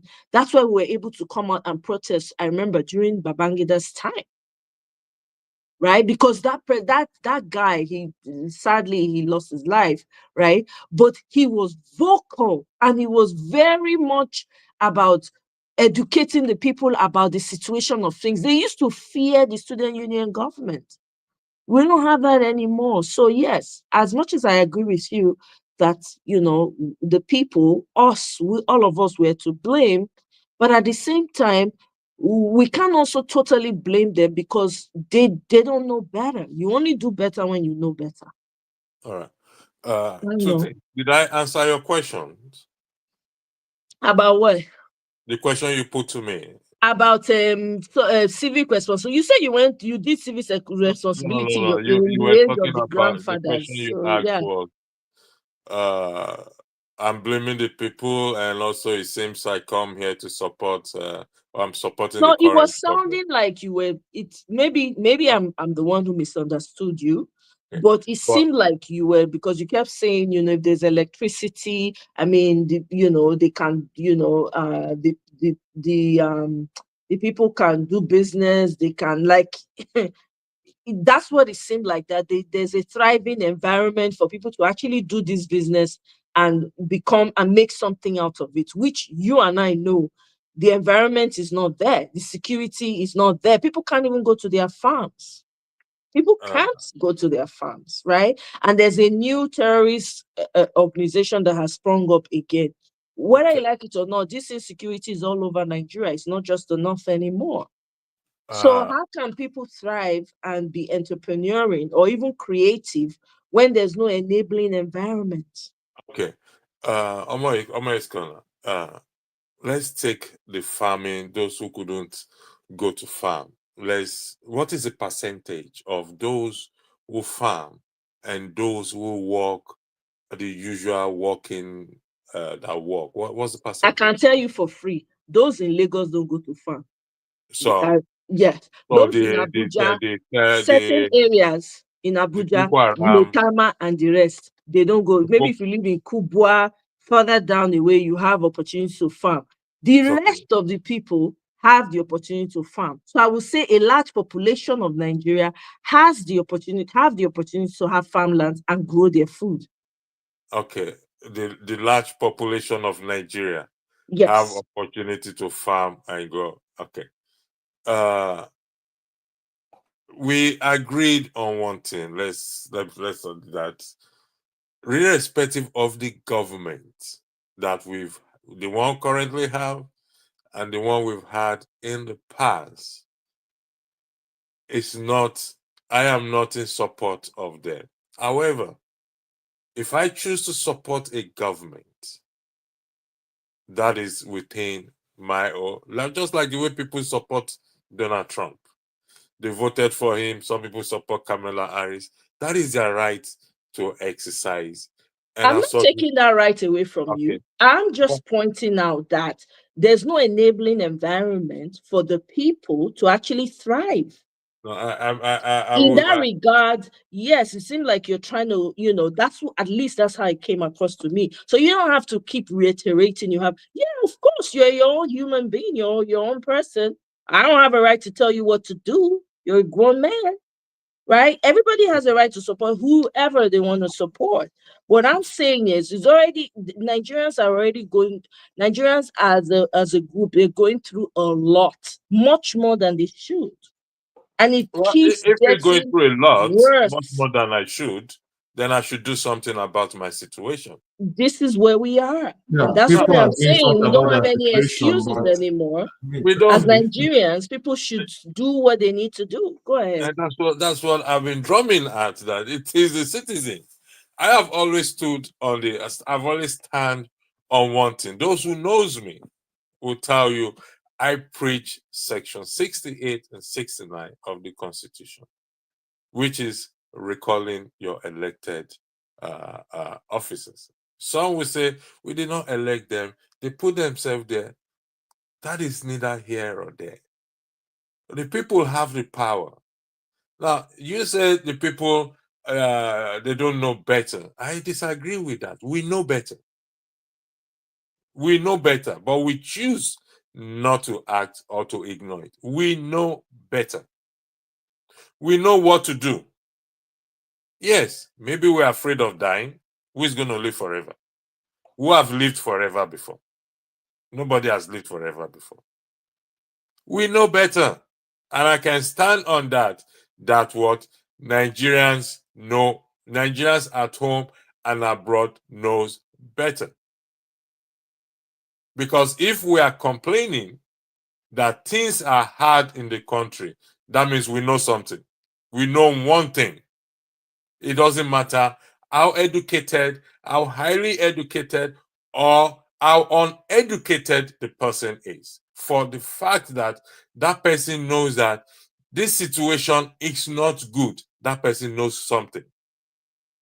So it's for us to now key in and say, okay, how do we go about it? The citizens, we all have constituents or constituency. We are all constituents and we have constituency. So when we say, oh, for example, let's give that lawmaker that slap a taxi driver and they start giving each other apology and money, this and that. In a civilized place where everybody knows what that lawmaker did was wrong. So that means we know. So what is this people are supposed to do? The people are supposed to say, you know what, this lawmaker cannot represent us. He has embarrassed us. We need to recall him back. Whether he put himself there or not, the law, the constitution still give Nigerians that power to do it. So we can sit down here all day, all night, and we keep saying the people don't know better. Come on. Did you hear the story of the Anambra, the newly Anambra, this thing that scam women, almost 3 point something $million or US dollars? Do you know how smart it is to be a scammer? Do you know how many sleepless nights they sit down to plot, to plan, and we say people do not know better? Do you think it's easy to be a scammer? We know better. Do you think that Nigerians understand the concept of national citizenship? They How do. to put your country first? You think they do know that? They do. The average Nigerian knows that? We are just selfish and self-centered human beings. how We to do. put Nigeria first, I said regardless. You think they do? we do. We just don't want to do Okay, it. so let me give you an example. You said that you learned civic responsibility in school. I didn't. Okay.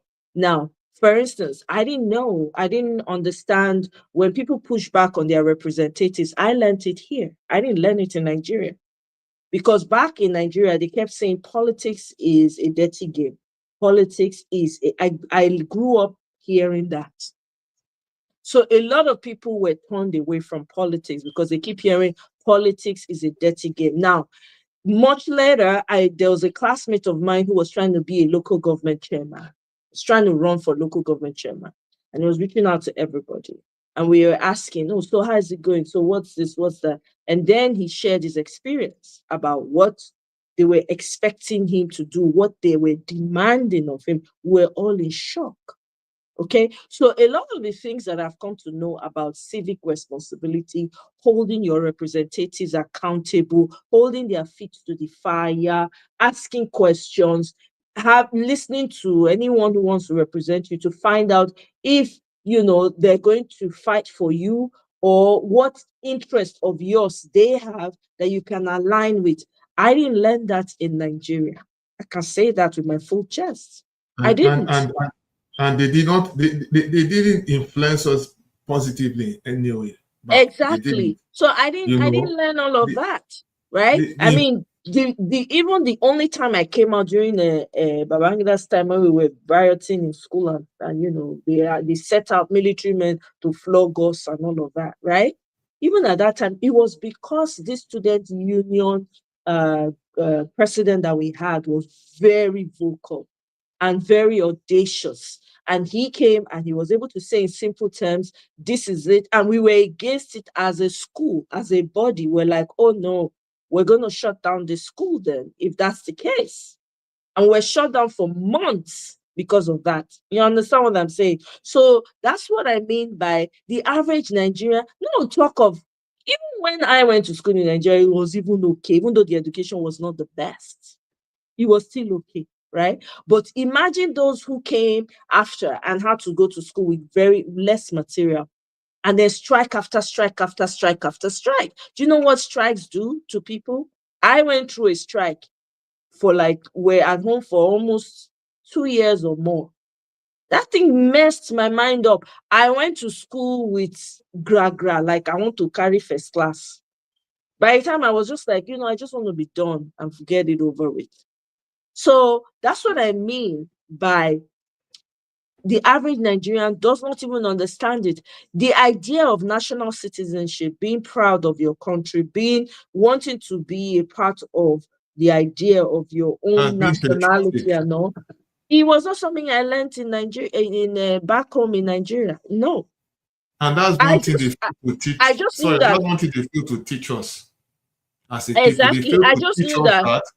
and they fail to teach us. Sorry about that. They fail to teach us that, and then the leaders will now back at us and say we should be more patriotic. Meanwhile, they are the ones that are not being patriotic because they are doing things for their own gain, and while people like us are doing, we are the ones that are even more patriotic than them. And we don't even understand what patriotism is. Exactly. For the fact they went and changed national anthem, doesn't even make them any patriotic. They're just, and they don't even understand the meaning of what they are standing for. Right. If they understand the meaning of what they are standing for, they'll follow up with everything. Yeah, let me finish my thought here, right? So patriotism, for me, if I see a Nigerian, you're Nigerian, no. That's as much patriotism as I know. I'm not asking you. Prior to now, I didn't even understand all this tribal thing. I didn't. As long as you're a Nigerian, oh my God, you're my brother, you're my sister. That's how I saw it. Now I can look back and say, oh, that was patriotic because I didn't really, right? But my point is, this understanding where people will say, you know what, we have to put Nigeria first. So we need to put our differences aside. Like right now, look at how divided we all are, right? If you look at the social media landscape, everybody's divided along tribal lines, right? For those who want to be divided. It has never been like that. Even when, things were not so good in Nigeria, it never ever. People were able to share with their neighbors in Nigeria. People used to borrow Maggi, salt, pepper from their neighbors. as difficult as it was then. When we're using sawdust to cook, people were like, oh, do you have small kerosene? They will come and collect from you. Do you have crayfish? I want to make soup. I don't get this thing. Person will give you crayfish. Do you have gari? Take gari. But it's not happening now. So my whole point of do Nigerians know is from that angle. Because a lot of things I came to know, I didn't about patriotism, national ideology, fighting for your country and all of that. It was because when I came here, I met a Nigerian, a classmate of mine who joined the military and was sharing some of these things with me. She was a military person. She was actually an Air Force. Started telling me, I was wowed. I was like, oh my God, this is so beautiful. That's what I mean. I talk to an average Nigerian now in Nigeria and ask them what it means to be patriotic. They might know the definition, right? But ask them what it means to them. Ask them what it means to them. That's the point I'm coming from. Not Exactly. that, good or bad, you don't know that, okay, this thing is bad, this thing is good. No. It's more of, do they even have can they grasp the concept of, I need to fight for my country. Now only this one I get to. If anything happens, that's the end. Look at how people are running on the desert, unaliving in the ocean, just trying to cross over. It was never like that. Yeah, it is Anyway, sorry. It's actually that way because people have like they don't have any they can't even die for the country. They can't even stand by the country because they have seen the wrong set of leadership, this wrong set that is not encouraging. No, there's no example. Things are not even done orderly. There needs to be some level of order. And that is what Nigeria as a country is facing. Because, for instance, a situation where a leader is showing the way of corruption and nobody is saying anything about it, nobody is correcting anything, nobody's being dealt with for their actions. How can they be able to move with that? Of course, we are not saying that in other countries they don't have their own issue, but they need to be a step in the right direction. Okay, let's go on this angle of patriotism. Omoye, Jefferson, educate me. What does it mean to be patriotic, please? Can both of you educate me, please?